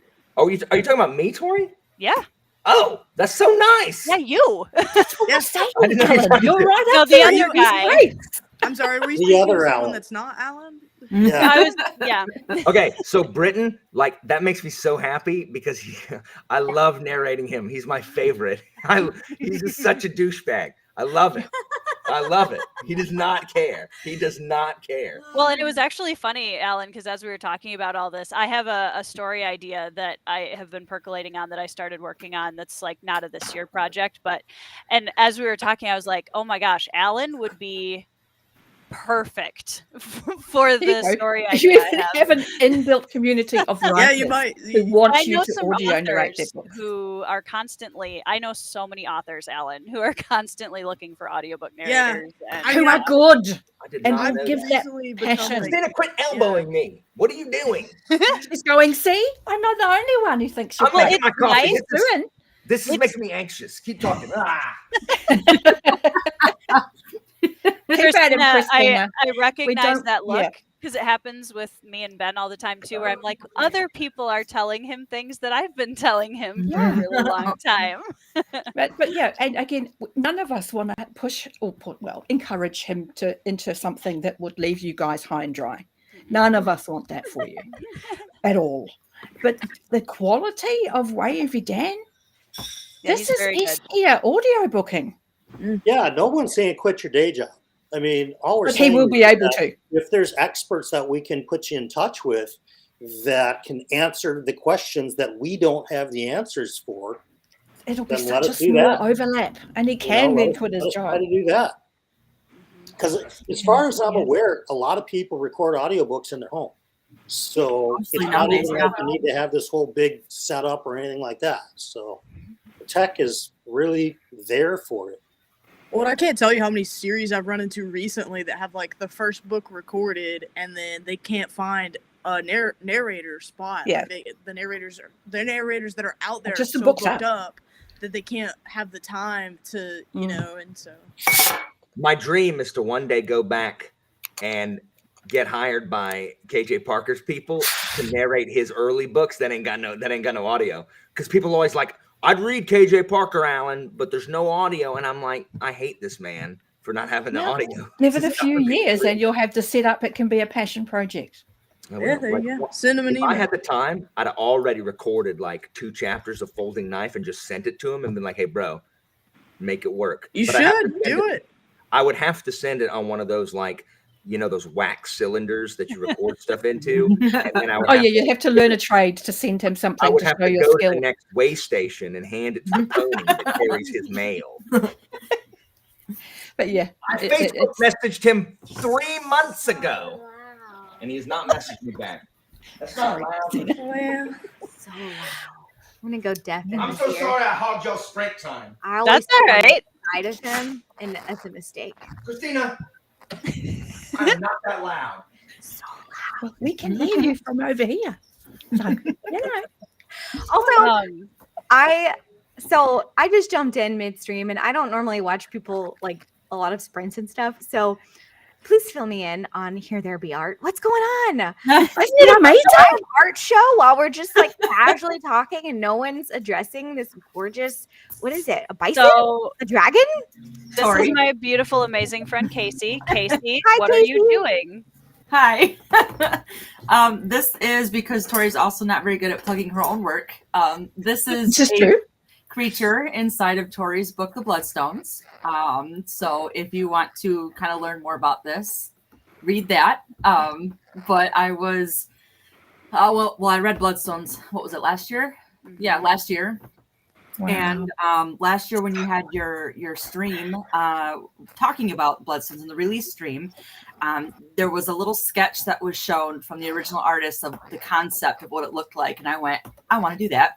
So here we go. And I figured I'd just hop on and work I on love it and- the way that you're doing the scales. So the culture that has the Karoxen, they make their armor, their scaled armor from the scales of the Karoxen. And I love the way that Casey's drawing it because I just can see armor made out of those. And they get bigger. Yeah. So Yeah, they're amazing. That's beautiful. Yeah. So Because you can visualize armor on a warrior. yeah, With well, that it's funny texture because going on. You're like, I- oh, I used the profile picture of a bison. So I had the larger profile of a bison. And then I used the horns of a bighorn sheep and kind of just mixed them up a little bit. And then the scales are pangolin. So I just grabbed some pictures of pangolins and then just kind of mutated that a little bit and did that with the scales That's there. I amazing. figured they'd work for armor because they definitely are actual armor. So why not? no, that's amazing. Yeah. I'm so impressed. That Hey. is gorgeous. It's pretty So- large too, so it's taken me a while to get through it, but we'll Jim, get there. technically speaking, this is the most intense fan art I've ever seen because she just started drawing it and was like, by the way, I'm drawing a Karoxen from your book. Yeah. And I was like, oh, cool. And then she showed me and I was like, oh, Wow. wow. Oh, like actually drawing like that, yeah, like an actual Cool. one. That is, I'm always just so impressed when I come across anybody who can go, I can picture something in my head and I'm going to put that picture that I made up all by myself Yeah. onto a piece of paper. And I'm like, how? I try and It's do that and magic. it's the ugliest crap ever. I But mean, that My It sister is- just texted me a picture of astonishing. my mom scrapbooked when I was a kid. We did these like self-portrait. She just texted me, y'all. Oh my god. That's so cute. So I really Here. admire people that are good at art because I am not. Oh, that's funny. I mean, and it's I love like it. anything, right? It's a muscle, right? So your hands Yeah. get used to doing things a certain way. Your hands get used to, but when I'm coming in here, like I have the rough outline of these scales here. I have no idea what all this is going to look like. I have no clue. I'm just going. I don't know. Wow. It ends up what it ends up being, and if it looks Awesome. great, something will pop out where, oh yeah, we're going to sync that with the shadow, and we're going to put a shadow in there, which is going to make this pop out here. So then we'll darken this shadow here, and then maybe we'll put in a little another one here, which then will make this look like a tip, and then that tip will be lighter, and then we'll go into here and bring a shadow here, which will then blend into that, and then we have texture. So You realize that you're like a wizard, right? Yeah, it is. Right? So here's my wand. Genuine. Yeah. It's like, wow. But it's fun, and there are times where I'll grab a piece of paper and what I put down is absolute crap. It's nothing is salvageable. It's completely throw it away because it is not going to work. Sal, I can promise you that if Casey is willing, that is going to be in something. I can guarantee you that. I am You go side project for willing. Casey. I'm 100% willing, and if there are more things that pop up, I will probably be doing more. And So beautiful. there's already been a few little talks, Jim. That's awesome. few little conversations. So my very best friend is a naturally artistic person as well, and she will just doodle. And I went out 2 days ago to make my morning cup of tea, and she'd had a quiet night, and there's just like 4 sketches on the table of hands holding plants, and they're all different and they're all slightly different colors, and they're all amazing. And she just put them together. Hand studies were always super hard. Yeah. Oh my god. Jim, it's astonishing. It's nerve-wracking. It's nerve-wracking, to be completely honest, because I don't think my stuff is great. I see all my flaws. I see what I need to work on. Okay, Alan. I see all the things that I need to. I'm sensing a pattern here. Like, all of these incredible talented people. But like, I look at things, and even just in looking at this, I go, okay, well, I don't. I wouldn't have done this way. Yeah. It's different. I would have done that different. So it's hard. But like, I have to keep reminding myself that, I have work in published books. I have won awards. I have sold pieces. Lynn Llewellyn has one of my pieces in her short story book for her Night Runner series. That's amazing. Well done, It's Casey. pretty cool. So like, I have to keep telling myself that to just kind of keep it going sometimes and not have but I can relate to that so much. But I was just on the back I remember occasionally because thank you. Thank I you. remember having this moment about like, I don't think I belong here, and then just having to like remind myself that like, but okay, I had to audition, I had to apply. The people that let me in are professionals, like they know what they're doing. Right. I must not. I'm going to trust their opinion. Like, I'm not maybe the best, but I must not suck. I think I suck, but I must not. Because, like, logically, if it helps, you suck Christina, less than those people. You're also describing the constant imposter syndrome of an author. Oh my gosh, they're going to read it and they're going to find out I'm a fraud. I can't actually write a book. Who thought that was a good idea? Constantly. Yeah. Like, I always have this thing in my head, like, actual artists are going to look like this and say it's crap without actually including myself in the actual artist group. Like, other actual artists are going to look at this and go, well, this is wrong, and you could have done this, and all the stuff that, your teachers tell you in school that just I want to smack the teachers. You're not doing that. I had my watercolor and life drawing classes were like, you're not doing this right because watercolor was never meant to be used this way. Well, I use it this way. Is it looking how you wanted it to look? Exactly. Like, I mean, I have a picture of Sandman that I painted on my wall right next to me that's in watercolor, and it looks like acrylics in a way. It's so good, you guys. It's wow. ridiculous. I'll grab it. Casey, you just need please. Oh, how to exciting. not tear yourself down, because I've seen enough of your art that I know that what you're making right now is not a fluke. And it comes down to, you may not necessarily think you are the best artist in the world, but trust the people who are telling you, because they have no reason to lie. And I'm saying this as a person who honestly believes people are only, putting up with me because I have a channel. Well, I think that's like, I feel like that. Here, let me see if I can make this bigger really quick. Hold on. I think that that. There we go. Wow. That's awesome. Very. And that's watercolor. That's watercolor, yeah.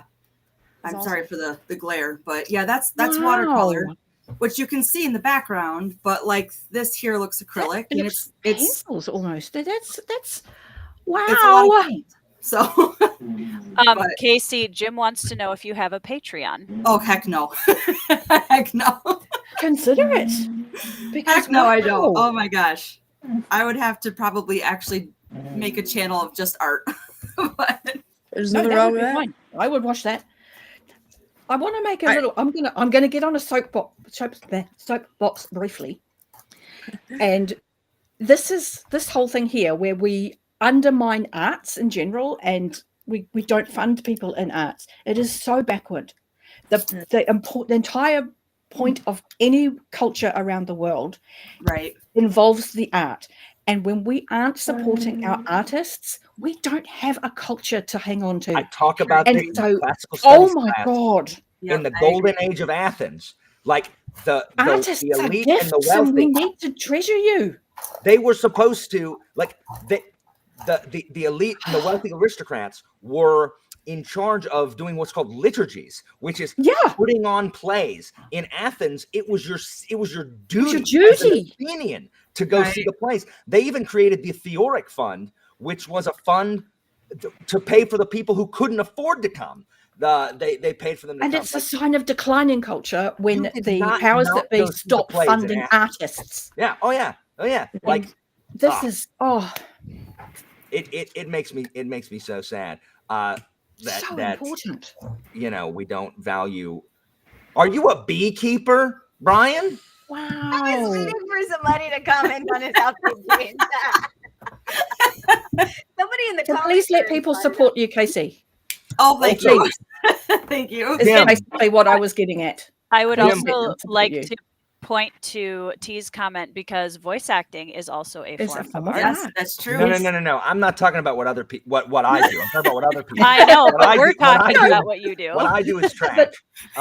Let people support you as much as they are willing, because we're not going to give you money if we don't think you're any good. Someone reminded me that Jim said he edits audiobooks. It passed, and I just remembered it sitting down, and I'll forget it if I don't think about it again. Well, I appreciate that, and I might start something where I might just do a channel. Your art is very good. Fantasy stuff. Thank you. Awesome. Thank you. Pericles would support it. It's not that loud. You're being dramatic. Maybe you should act. Because the thing is, you get conversations like this where, Casey, even as somebody who I'm looking at right this second, producing something beautiful, that you don't see that time should be valued for creating something, and it should be. Right. That's important. It's so hard. Like when you grow up and, because our society nowadays tells us that you can't make money off of this, right? You can't make money doing this kind of stuff because it's not a guaranteed moneymaker. And unless you have an in the industry, unless you know somebody. And that's exactly what happened to me, right? I went to school for art, and then the 2008 recession hit, and it was, what are you going to do as soon as you graduate? You need to have a plan. You need to have a plan B that's going to make an income. This isn't going to make you an income. In a real field. Real field, yeah. All the more reason to let people who can't go, I will buy an entire painting for however many hundreds of thousands of dollars. Let us give you a few bucks a month. Because there's a lot of us who are happy to do that. Yeah. And art supplies are expensive too, so. Precisely. Why did a banana taped to a wall sell for like, what is $1 million or something? $10 million? Precisely. Multiple $1 million. And then I love that someone just ate it recently. That's brilliant. That's ludicrous. But that was let wild. people give you a couple of bucks a month. Yeah. Because, You know what, Casey? You could easily do some sprints like this on your channel where you just put your camera up and let people super chat you. That's true. And even if you go, okay, I'm going to have a Patreon I'm going to draw for an hour a week on my Patreon. People will pay you for that time to just watch you draw. You could have friends on and, just let people chat, true. and now y'all giving me ideas. I'm enthralled. People give me money for doing absolutely nothing, and I feel so bad. Like I don't do anything, and I do not feel bad. And then you don't listen to us. I do not feel bad. Yeah, no. Well, please put some thought into it, Casey. Please. I will. I appreciate that. Thank you. Jim, I absolutely will, because it's 100%. You have these ideas, and you think to yourself, you talk yourself out of them, right? You talk to yourself out of these ideas of no one's going to actually want to do that. No one's going to do that. No one's going to do that. But it takes sometimes that group of supportive people who say, no, actually, there are people who would do that. Yeah. So you should consider it. I'm enthralled. I am absolutely enthralled just watching you do this. And I'm just like, wow. Well, I'll keep going. We are kindred spirits. Every time I'm like, you know what? I'm going to pursue that opportunity. I'm like, you know what? I'm probably not going to do that. Yeah. Like I will absolutely talk myself out of it. And every time, guys, if something cannot translate to an exact dollar value, what's really the point of doing it? Like, is it worth knowing if you can't like convert it into a dollar sign? Like, is it worth knowing? Yes, it is. It has innate value. The fact that it is not appreciably able to be labeled with a dollar value does not take away its worth. It has worth. And the thing about it is, I think any professional in any field, like you have to spend hours that are worthless to even get to the point where you can have an hour that's worth something. The number of things I've tossed and thrown away because they're just legitimate crap, not just crap in my eyes, but legitimate. I mean, the number of times I've had to start over on research ventures just in the past year because I did something stupid. Like, that's just how it goes. I think a lot. Okay, big sister, 10,000 hours. Funding you. I'm just saying right now, I get that one. But seriously. Tori's like, that don't have to be that was mine. That's so good. Simple A3 drawing that you've just done for the sprints or whatever. Somebody will want. The one thing that I think too is another really cool aspect of this is no longer a sprint, by the way. So no, that's fine. But one of my favorite things as an artist with a different medium is collaborating, and one of the things that I absolutely love is when I, as an author, can reach out to an artist like Alan, who has an amazing voice acting talent, and we can create a version of like something that's now a collaboration of our two talents. And Casey, I can reach out, and she's read my book, and now she's coming up with this beautiful visual representation of something in my book. Like the collaboration and the constant, like the fact that we're all inspiring each other with our different art forms is my favorite part about all of that. I'm jealous. I no talent to put into any of these facets. Oh, it's so great because I'm here for it. And yeah. I mean, I'm jealous. Like I said, I wish I had some sort of art form to contribute. You guys are awesome. Says the nuclear material. It's not an art. Look, Katie's out here going to save us all from a meltdown. We're willing to consume this art, which is part of the cultural balance. That it's one thing to have artists, but people have to know to look and go and see and listen and hear and do the things. And we got to get out of our heads. Got to get out of our own heads that says that it's worthless. Please. Because, wow. Daniel, I am going to do my absolute darndest to get Queen's Wolf out next year. You still got it. We're gonna push her. We're gonna push her to get it done. Is Queen's Wolf book 2? Yes, it's so guys. Epic fantasy is hard. Yeah, that's why we're letting you do it. Like I love it, and I'm so excited to write it. But it's a lot. It's a lot. So, I mean, that's why we're the readers, I guess, and you're the writer. Yeah. Like I can't do it, but you can. You please. Well, you came up with haven't done Keep going. Yeah. You know what, Britton? You got to start and just try to find your audience because they're out there. So, like, Part of it's just being brave enough to put your, and it's putting out at your art form, whatever it is. And I know Alan can relate to this, Casey, whatever your art form is, putting it out in front of people is so vulnerable. It really is. It is. And you gotta grow a thick skin. And that's part of what makes it really magical, is that because the heart of the artist is tied up in it so much, is really cool. But if you can get over that hurdle of putting it out there, so the funny thing about this, Sal, is that I literally told my husband a couple months ago, I was like, you know what? if I wanted to make money, like, really you could do that so easily with my books, I could churn out like 2 or 3 just like generic, super fluffy romantic books, make a fortune, and then write whatever I wanted. Paranormal romance. There's such a huge market. I have a line somewhere. That's my line. Let's see. Hop says you're also drawing left-handed. Oh no, I'm right-handed. My camera must be switched. Your camera's mirrored. Yeah, I was wondering. Can I change I didn't think you were left-handed. Did I not know this about you? I don't know that I can change that. Oh, look at it. Exactly. I mean, all of us are just enthralled. Tori, I showed you my CD cover thing, right? From like the early 90s. Yes, that sounds familiar. Yes, I think. Oh, wow. What a photo. Nice. Wow. That was the PR kit for my CDs. That's amazing. Yeah. Can I just say black and white photos also? So I will write the soundtrack for your art stuff. Fantastic. Brian was the Brew High soundtrack. You've got the composer here. You're good.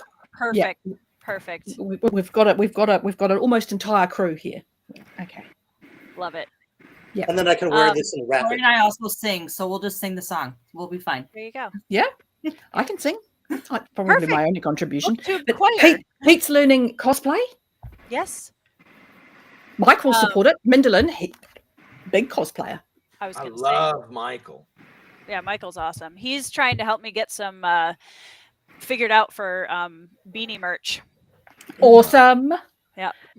The Merediths must be able to help you because they got you that one scent with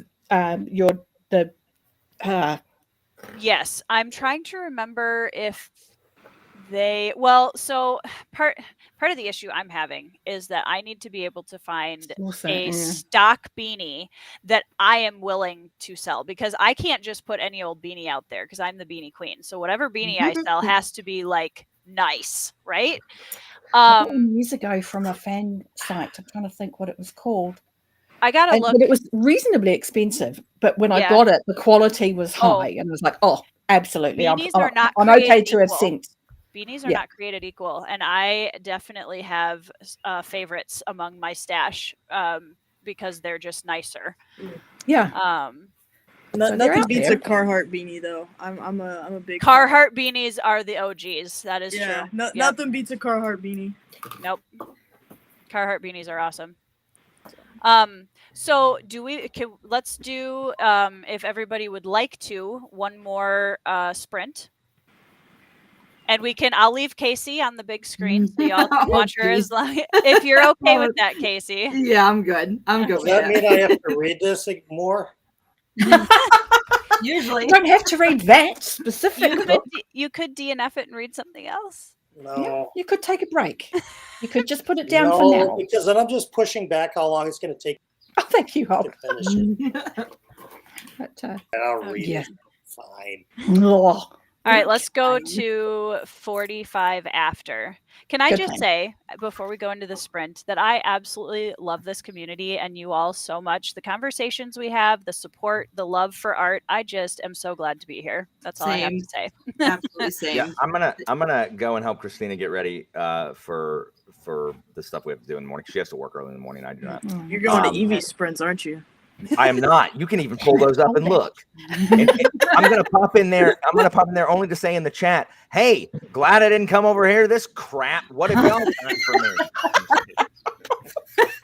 And here's me saying I could watch this for hours. I am actually going to go and buy it and hang out with Kate. I don't handle people saying nice things well. I don't. I don't think any artist. That just means you're an artist, Alan. And you don't have to be like, I'm not sure that's just an go. artist I hear you. I don't think I that's just an need artist you to exclusive acknowledge it. thing. Compliments No, are it's good, not. man. Yeah, It's true. It's not for that you some hear people. us. Love compliments and take them all the time, and are like, "Oh, I know, thanks." I am not that person. I'm not that person. Yeah. Either. But I just I quit. appreciate y'all. And You I said say that. thank you, but It's I feel okay. awkward when I It's all say in- it. Yeah. I appreciate It's y'all's okay. kind words, and It's okay. Just take it everything on board, else. So and We're big hopefully see fans some of things. you, Alan. I appreciate. Yeah, we're it. gonna riot at the stake if we don't get more audiobooks from you. Right on. No, And gonna just Brian, I bother expect you you a to send lot. me some of that Tupelo honey you're in there harvesting in your You room right know, now. I will. It'll come with the After link I to jump- an appointment After I with an jump my audiobook power man. into a barrel of hay, I absolutely will. Oh my God. No, sit down between two people on a bench. No one will be able to see you. That I'm totally invisible. Exactly. Indeed. All right, guys. Thanks a lot. And Yeah. it was nice meeting you, Casey. Your drawing is amazing. Thank you. We'll see you again. All right. I'll be back. Bye, Bye. How do I I'm leave waiting this? too. I love everybody's faces. Leave Where stream. is the button? Top right. I'm trying to Top cover right, off, Alan. but I'll read. I will hate Y'all can't Kate for change- you, Tori. Y'all can't change stuff on autism people. Okay. We lost Derry. Yeah, she said she had to leave too. Oh, okay. I missed that part. All right. Brian's just turning his camera off and talking in the third person. Really quickly, before we do that, can we just say for everybody new in the chat what we're reading? Brian? I am reading Wind and Truth by Brandon Sanderson, an up-and-coming author that has big things ahead of him. Cool. I think Katie, he's what do indie. you... I'm reading another up-and-coming author, Stephen Erickson, Dead House Perfect. Gates. I am also reading an up-and-coming author, Josiah Bancroft, with Arm of the Sphinx. All right, y'all. See you on the other side. I do.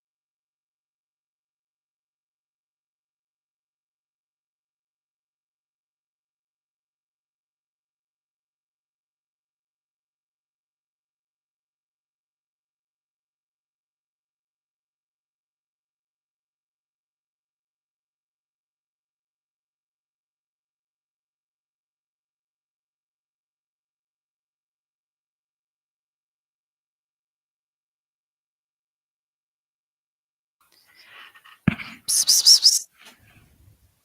Hello, everyone. Hello, hello, psst, psst, hello.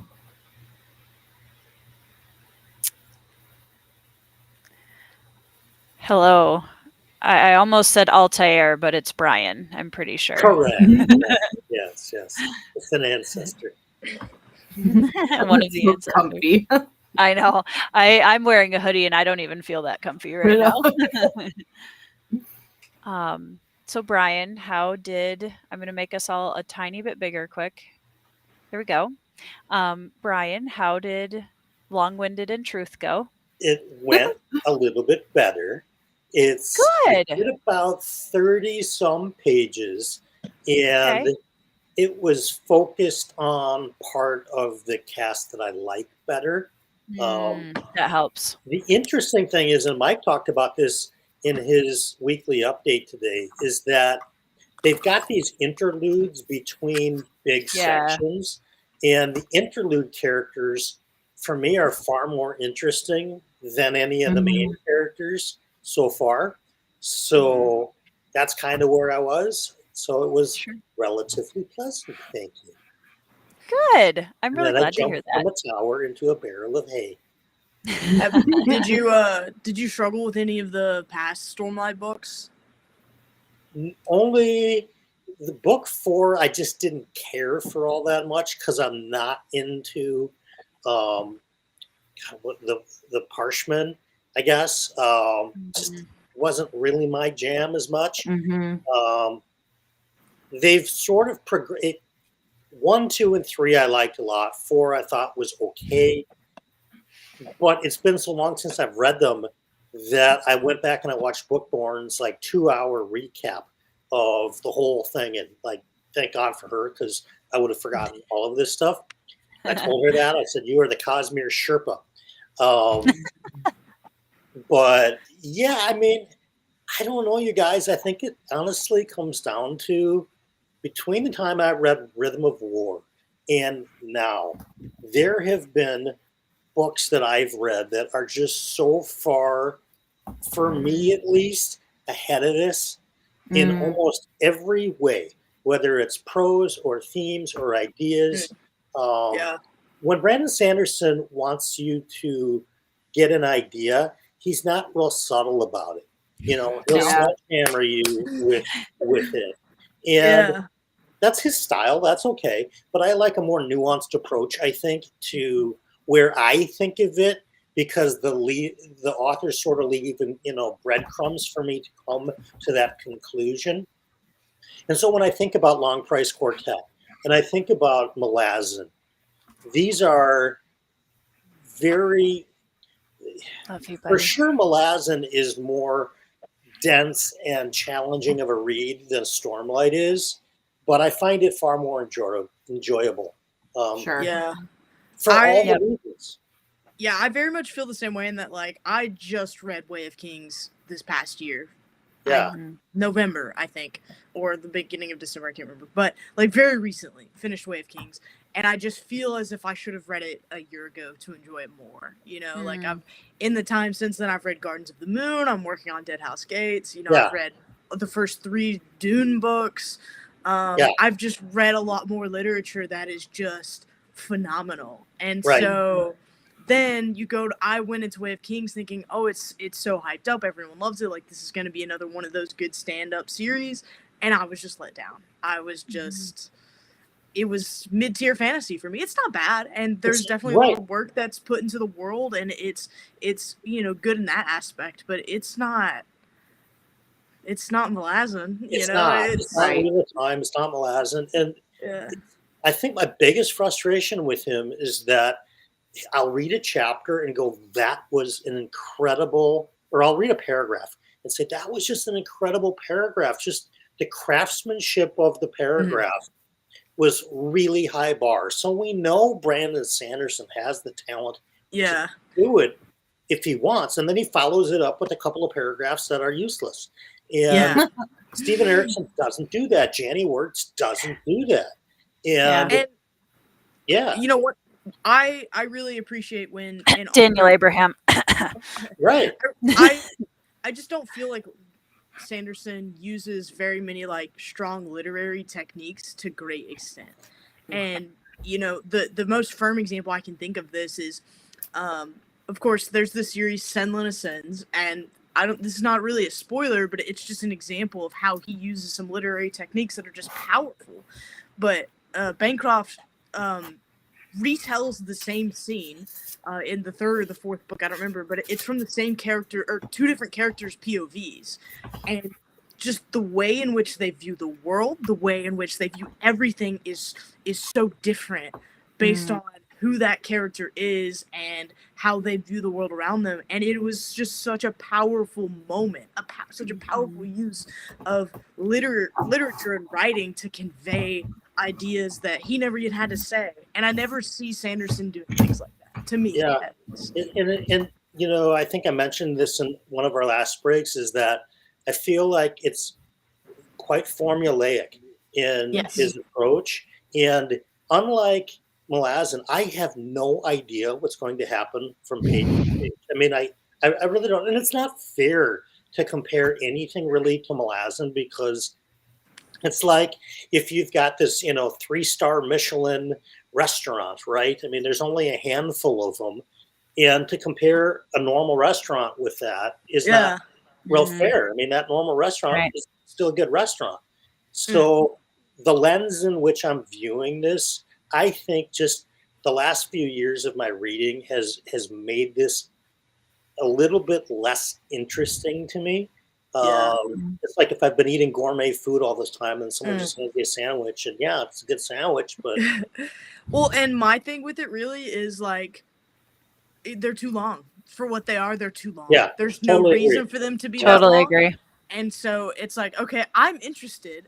Even though it is, you know, some of the more mediocre things that I read, like I'm still interested, you know, but why is it 1,000+ pages? There's no reason for that. Absolutely none. And somebody in Alan's stream earlier today made a pretty good point, saying that he thinks that, or it was a he or a she said that they think that Sanderson's editors are mostly Sanderson fans first before they're actually the editors. And there's no way a guy like AP Canavan lets this story go like this. There's just no way. In the first 350 pages, like I said, it could have been 75 pages. So I feel like Way of Kings could have been a 500-page book. Yeah. And sometimes, you know, I think Brandon loves yay, Andrew. I think Brandon loves writing, right? And so he wants to make these stories big and full, and he really has a passion for doing it. But which is great, but don't tell me the same scene 5 times, please. Yeah, I mean, it's just, it doesn't need to be close to 1,400 pages. Then again, and also, like, not to, and I'm only saying this because I know that there's a lot of people who've been reading it and really loving it, which is awesome. But yeah, I mean, when I went and was looking at my next reads for the next few months, I vlogged my whole way through Stormlight, and it's until last week was the most viewed video on my channel was my Way of Kings vlog. And I was like, all right, so I'm going to do a Wind and Truth vlog, right? And I will probably get there at some point, but I'm just not in a headspace where I'm reaching for that because I'm looking for something a little bit more layered, I guess. Yeah. I don't know. It's just your reading tastes have changed. They've grown. Which is fine. Right. And again, for anybody who's watching this who is absolutely loving Wind of Truth, awesome. I love Good that. for you. Like, that's awesome. Don't let us I'm, discourage you from reading it. I'm certainly not coming at it from like any elitist standpoint at all, right? I mean, I'm the guy that sits and reads hundreds of lit RPG books. So, yeah, my thing is the thing that bothers me about it is it is the single most overhyped series I've ever run into. That's my thing. Is that it is just I do think so bad. It's tough because, and again, this is a little bit of a soapbox that I get on. There's a big difference between, oh, I'd like to read a fantasy book, or I would like to, and I know not everybody who loves Wind and Truth is going to fall into this category, but for the general public who's like, I'd like to try a fantasy series and I want to try something epic, Sanderson is an absolutely phenomenal gateway author for people to get into the genre, because Stormlight is not hard to read. It's not. And I think for people who really want to start diving into that, it's a great start. Like, it's a great starter pack for somebody who is like, I want to get into epic fantasy. Yeah, like avid book junkie here is saying that he started in fantasy reading. He's starting next year with fantasy. Wants to start with Sanderson, but people told him to start smaller. I would just say start with Mistborn. I mean, I'd agree. Mistborn's amazing. Mistborn's a great series, and honestly, if you're looking for somebody to explain how the magic works, it's much more understandable in Mistborn than in the Stormlight archives. I'm on honestly, book 5. I don't even know what all of these powers are in these surges. And honestly, there's nothing about Stormlight, in my opinion, so far from what I've read, that makes it inaccessible to new readers. It's just the link. It's the pure link. That's it. Yeah. Right. Yep. Right. I mean, if you think about, a lot of people read a few books a year, maybe one, most none. You say, hey, start with this one. It's only 1,000 pages. Mistborn is a fantastic. That was my gateway into epic fantasy, and I still recommend that to everybody because it's good. It's very good. It's a very good trilogy. The Great Wah wants to know, Katie, what are some of your favorite series? I definitely have a few beloveds. The first thing that comes to mind is Dune. I am a huge Dune fan. That was one of the first things that I read when I first came back to reading as an adult, in late college. And so Dune is huge on my list. And then I also love Senlin Ascends, that series. I will talk about that series until I'm blue in the face. I love it so much. And also Realm of the Elderlings, what I've read of it so far. I'm right in the middle of Live Ship Traders trilogy right now, but I love the first Fitz trilogy and have really enjoyed the Live Ship Traders trilogy and only anticipate loving it more as I go on. And I'm also hoping that this becomes one of my favorite series. I feel like I haven't read enough of it yet to be able to say, but I'm having a good time with I am so excited for the discussion that's going to happen when we get to the end of this book. I can't wait. I'm excited. I'm back to reading it. I'm in chapter 13 now, so we're cruising along.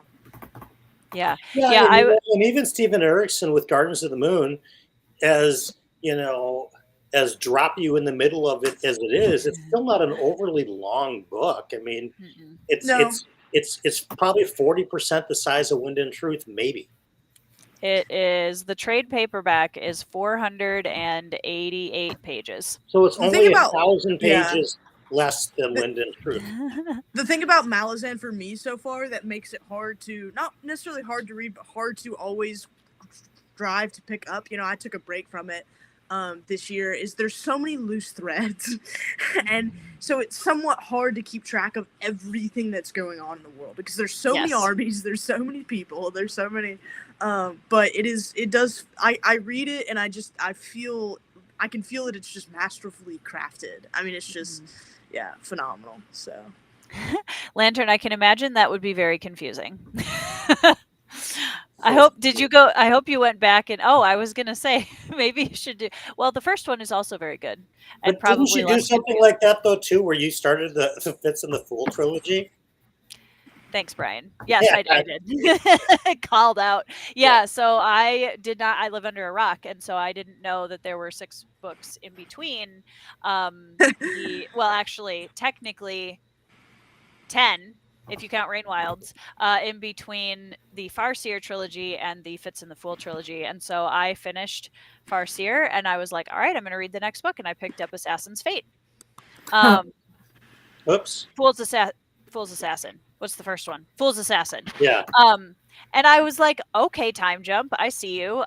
Sure. Okay. But hey, I love these characters. So I have read the first book in the final trilogy and loved it. So I look forward to reading it again when I actually earn it. I did want to say too, There was somebody else. There was a bit of, let's see. Side note, Andrew, I fully do plan to read Iron Prince. I bought the audiobook. Brian, also Iron Prince. Also Casey, Iron Prince. Hey, that's one of my first in 2025. So we're getting there. It's so good. I'm it's taking so a good. small break from Lit RPG. Obsessed. Because Brian, you said you like to read Lit RPG as well. It's like pure brain candy for me. Like, it's not the top literary, but that's not what I expect of it. You know, I expect to be able to dissociate and just enjoy life for a little bit. See, what I loved about Iron Prince, all of the things, but also the characters are so real in this book. And I'm not like, Lit RPG is a hard sell for me because I'd rather just play a video game. Right. Fair. And so I was a little trepidatious going into it. Andrew was like, Tori, you're gonna love this. And so I start reading, and the elements of it that are progression are so like seamlessly integrated into the story of the characters that it never felt like it was pulling me away from what was going on and just kind of this extraneous clutter. I love that book so much. That's 1,000 pages that's worth it. The one that got me lately was Jake's Magical Market, and if Andrew's still on here, he's gonna hate on me for that. But the first book, seriously, the first book was such a wild, twisting turn of events. Not what I expected at all. The second book was kind of slow, and then the third book had such deep themes to tie the series together. I was just like no individual book was 5 stars for me, but I was not expecting to be taught this by a Lit RPG book on a Friday night. Like, I was just trying to live my life, you know? And it had me, I was like, man, that was wow. Just trying to live my life, bro. I have a question for Andrew in the chat. Yeah. Andrew's Wizardly Reads, I noticed, is in the chat from the channel, Andrew's Wizardly Reads. Andrew, like and subscribe. Like and subscribe. Join Andrew's Patreon. Speaking of which, I'm going to take this opportunity super quickly to say everyone should go subscribe to everyone that I linked in the description box because I put everybody's things in there. So, cool. Anyways, riding him. He's my second channel. Andrew, do you think Tori would like the Arcane Ascension series? I want to read that really bad too. He's suggested that to me before. That's Sufficiently Advanced Magic, right? Yes. Sufficiently Advanced Magic is the first book. I think Tori would like it, but Andrew would know, I think, a little bit what it. While Andrew is percolating on that, Yes. I'm going to answer a question here. Next year, Tawny Man is one of my priority trilogies for 2025, so that will happen next year. And I am very much looking forward to it. I think it's going to be great. Andrew. Brian, have you by chance read the Primal Hunter series? I am on book 2 of Primal Hunter. Okay. I really liked book 1 a lot, and then I got slogged into the community tab, voted in the Wandering Inn for me to read, and I got slogged into that for 47 hours. So, Brian. Yes. As a senior booktuber here, yes, you have to understand something about community polls. Yes. When you make community polls, yes, they will always choose the most popular item. Oh, yeah. Always. Oh, yeah. So you had to have known. I know. No, I think here's what it is. I was going to read it anyway, but I wanted somebody else to blame. To make sure. There you go. Yep. I spent all of October. I got really obsessed with the Primal Hunter this past year. I don't know why, but that series just. Did you get through the whole thing so far? Oh yeah, I read all 10 books in October. Audio? Wow. Yep. Audio. Yep. Audio. So, who does the audio on that one again? Baldry. Baldry does. Yeah, it's good. Yeah, I mean, like I said, a bunch of people on my channel were telling me I need to read it, and I went to book 1 with the intention of starting book 2 immediately, and then some good guys and bad guys books came out, which are day 1 listens to me in Lit RPG, and then that Wandering Inn came up, so I had to do that.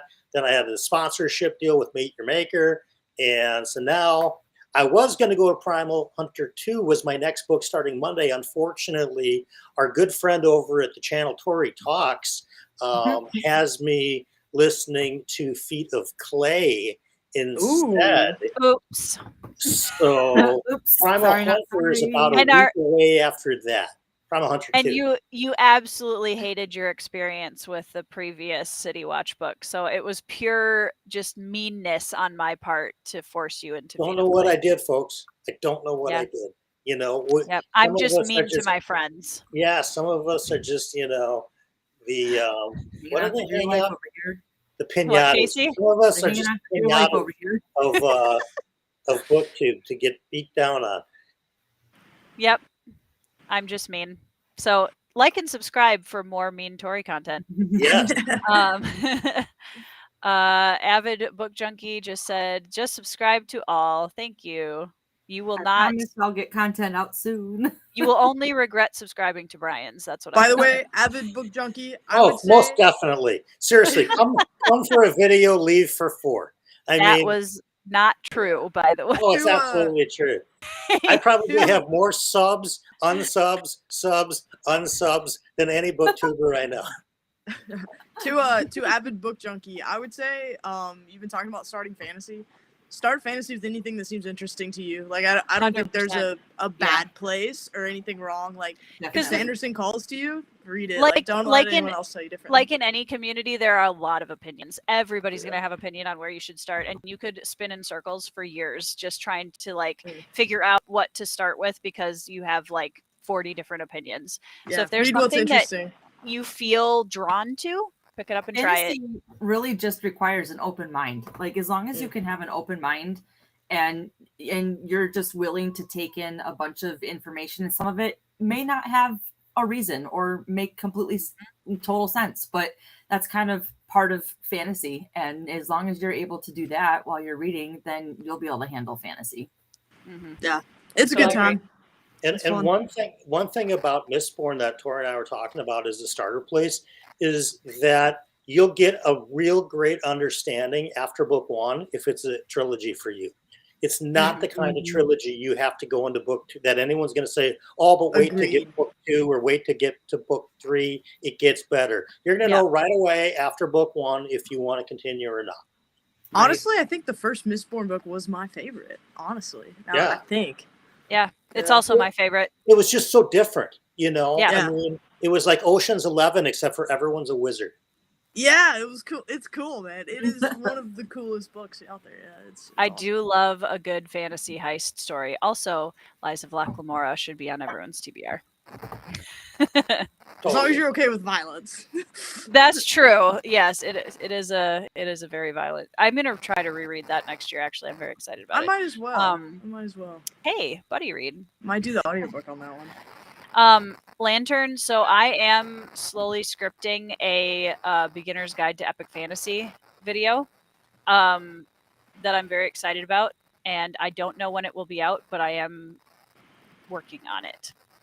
So I don't know. There was probably somebody else talking about it too. There have been the video has been made quite a few times, but I am looking forward to bringing a female perspective to a beginner's guide to epic fantasy, and also from somebody who primarily enjoys the military and more literary side of things. So I think, I'm excited about it. It'll be fun. Good. I like Lantern Valley's next question. That's a good question. The question is, would you recommend specific audiobooks as starting points? Yes. And I bet that would change the recommendation. City Watch. I gotta go look at it.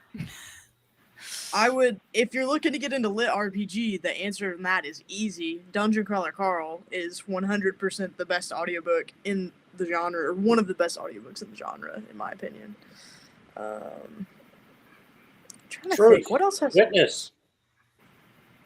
I'm saying Witness. I agree. I thought you were responding to the chat for a second. No, but Katie, if you have not read The Good Guys yet by Eric Uegland in lit RPG, you need to do that. I'm relatively new to the RPG scene. I've basically read the Jake's Magical Market trilogy, the Primal Hunter series, and Dungeon Crawler Carl. That's what Brian's your guy. I put a tier ranking of 30 different series that I've read a week and a half ago. Go take a look at it. And if the good guys seems good to you, I think you would really dig it. Yeah, all right. Cool. Right. Madison's reading Battle Mage Farmer right now. I saw that. Yeah. I'm not gonna lie, it sounds fun. Yeah. It's free on Audible.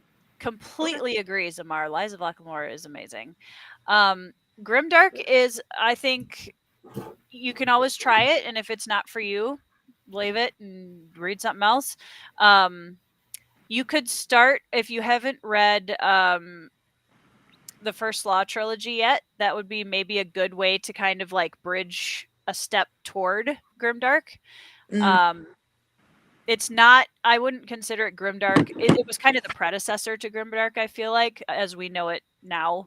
Yes. More Grimdark has become more bleak, nihilistic, and grim. And gratuitous in a lot of sense. Not always. There are some really good Grimdark, but yeah, and the First Law audio is also phenomenal. That's a good audio recommendation as well. First Law audio is. I'm not even a fan of First Law. I thought it was fine, but the audiobook is super really good. Yeah, that's pretty phenomenal. Yeah. Well, it's also Brian. I'm sure you already know this, but if you had plans to go out somewhere tomorrow, I would highly recommend rethinking that, because it is an ice bath in Minnesota, southern Minnesota right now. Yeah, no, it totally is. There's a couple it's car really accidents already today, this afternoon. Yeah. Isn't it amazing how we live here, and yet every time this happens, everybody forgets how to drive the first time the ice is over? Amen. Oh my gosh. Amen. Like, I've been annoyed my entire life, and it still baffles me how every year. You guys remember it snows here, right? Yeah, right. The worst isn't even. It's like the worst. The worst is when you get a slight layer of ice, rains a little bit, freezes, and then it snows on top of it, because then nobody can see the ice underneath, and then it gets foggy, and that's just great. And I don't know why anyone with a brain would drive in that, but I have, because when you're from Minnesota, that's just Tuesday in the winter, you know. That's right.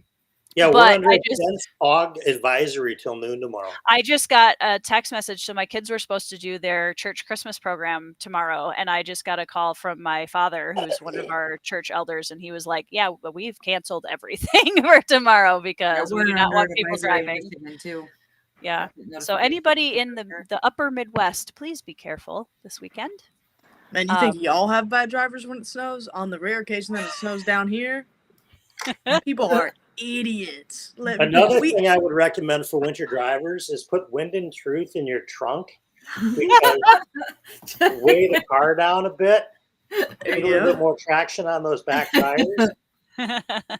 No, we had you're gonna want this book. I'm telling you. We had a huge snowstorm last year, and it was really, really bad because, like, we have people working for the city who, like, don't even know how to drive snowplows because we use them so rarely. Yep. And so the roads weren't getting salted correctly or cleared. It was bad. It was a nightmare. It was. Well, I remember when a couple of years ago, when that really bad Texas snowstorm happened, and there were snow truck drivers from Minnesota that just drove to Texas because nobody knew how to handle it.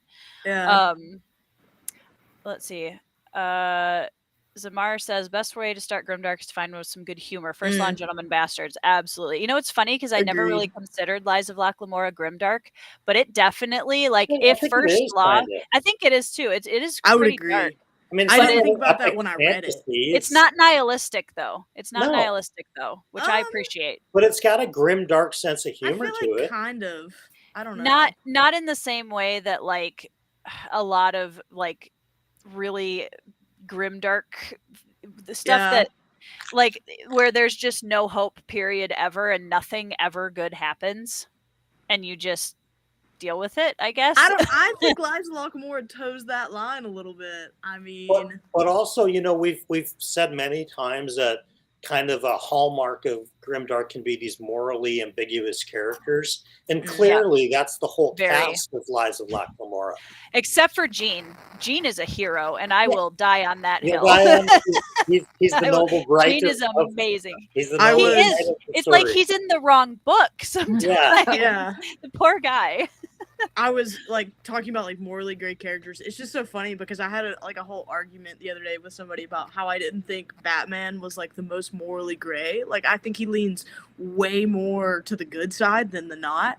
And it's like it's hard when you like read these characters like in Lies of Locke Lamora. Like how do I compare it? Like that is morally gray. You know what I mean? And then you see these stereotypical characters in normal media, and you're like, I don't think y'all know what morally gray is. Like, it's true. A lot of people say they like morally gray characters, and then when they read books where there are morally gray, I don't like these characters. I don't like, and I'm like, you don't actually like morally gray. Yeah. So Greenbone Saga is another fantastic set of morally gray characters. That also would be a good entry point. I was just going to say that might be a good one for someone to start off on. Yep. Good action, good characters, really mafia vibes. Really not a crazy brand new world with a bunch of random stuff. It's familiar. It's Lantern says, bring back morally black and morally white and morally green and morally orange. Yeah, that sounds like a Brian skit, honestly. I can make that happen, Lantern. That would be amazing. I can absolutely. I was thinking it's a question for a long when we have more time, but I almost wonder if like something historical like Robin Hood is almost a little grimdark in a way too, because these guys are all thieves, they're killers, but they're joking around it the whole time. Is that grimdark? Maybe. Yeah. I think this is a good way of putting it, Samar, that it's less cynical than most. Yeah, I would totally agree with that. Yeah. It's dark. I had forgotten, like, there's some really dark stuff in Lies of Locke. Yeah, like I the first thing the barrel scene, if you know what I'm talking about. Barrel, and there's a torture scene in Lies that is quite intense as well. Yeah. But yeah. I didn't think of that as grimdark when I read it, but in hindsight, 1000. Totally. Yeah, I think it is. Yeah. Well, guys, I am going to jump off of these sprints. I appreciate this. Was a great evening. I'm just feeling so blessed by the BookTube community right now and all of these wonderful people that have been on the screen and are on the screen right now. And chat, thank you so much for hanging out with us for 3.5 hours. Jeez. I know, it goes really fast. I literally just turned YouTube on and saw that you were there. This was not my And then I dragged you into the stream because happily so. This is fun. But yeah, I hope you guys got some good reading in. And Brian, Katie, and Casey, thank you for gracing us with your amazing artwork. You're welcome. I look forward to seeing where your art career takes you. Oh, thank you. Me too. But yeah, everybody go down in the description box below. Subscribe if you haven't to these lovely people and the people that were here earlier, because they have amazing channels, and except Katie, because I always have to throw that disclaimer in there. It's okay. Katie is working on a PhD in nuclear physics right now, so I think we can give her a break. Me working in nuclear physics, or we would not be here. The planet would just be. I try. It'd be like everything would be post-apocalyptic. Like it'd be like Pierce Brown level, just planet shell, destroyed. I don't know. Hopefully, I don't cause that one day. You know, that's the hope. So I have faith. Please don't, but we have faith in you. I mean, if you do, we're reading fantasy. We know how to handle it. So there you go. Yeah, we can survive. Who would really survive the apocalypse? The fantasy fans. Let's be honest. Yeah, that's right. Because we've been through it multiple times. Thank you guys so much in the chat for hanging out with us. You guys are awesome. I will see you all soon. Have a wonderful weekend. Stay safe. And we will see you in the next video.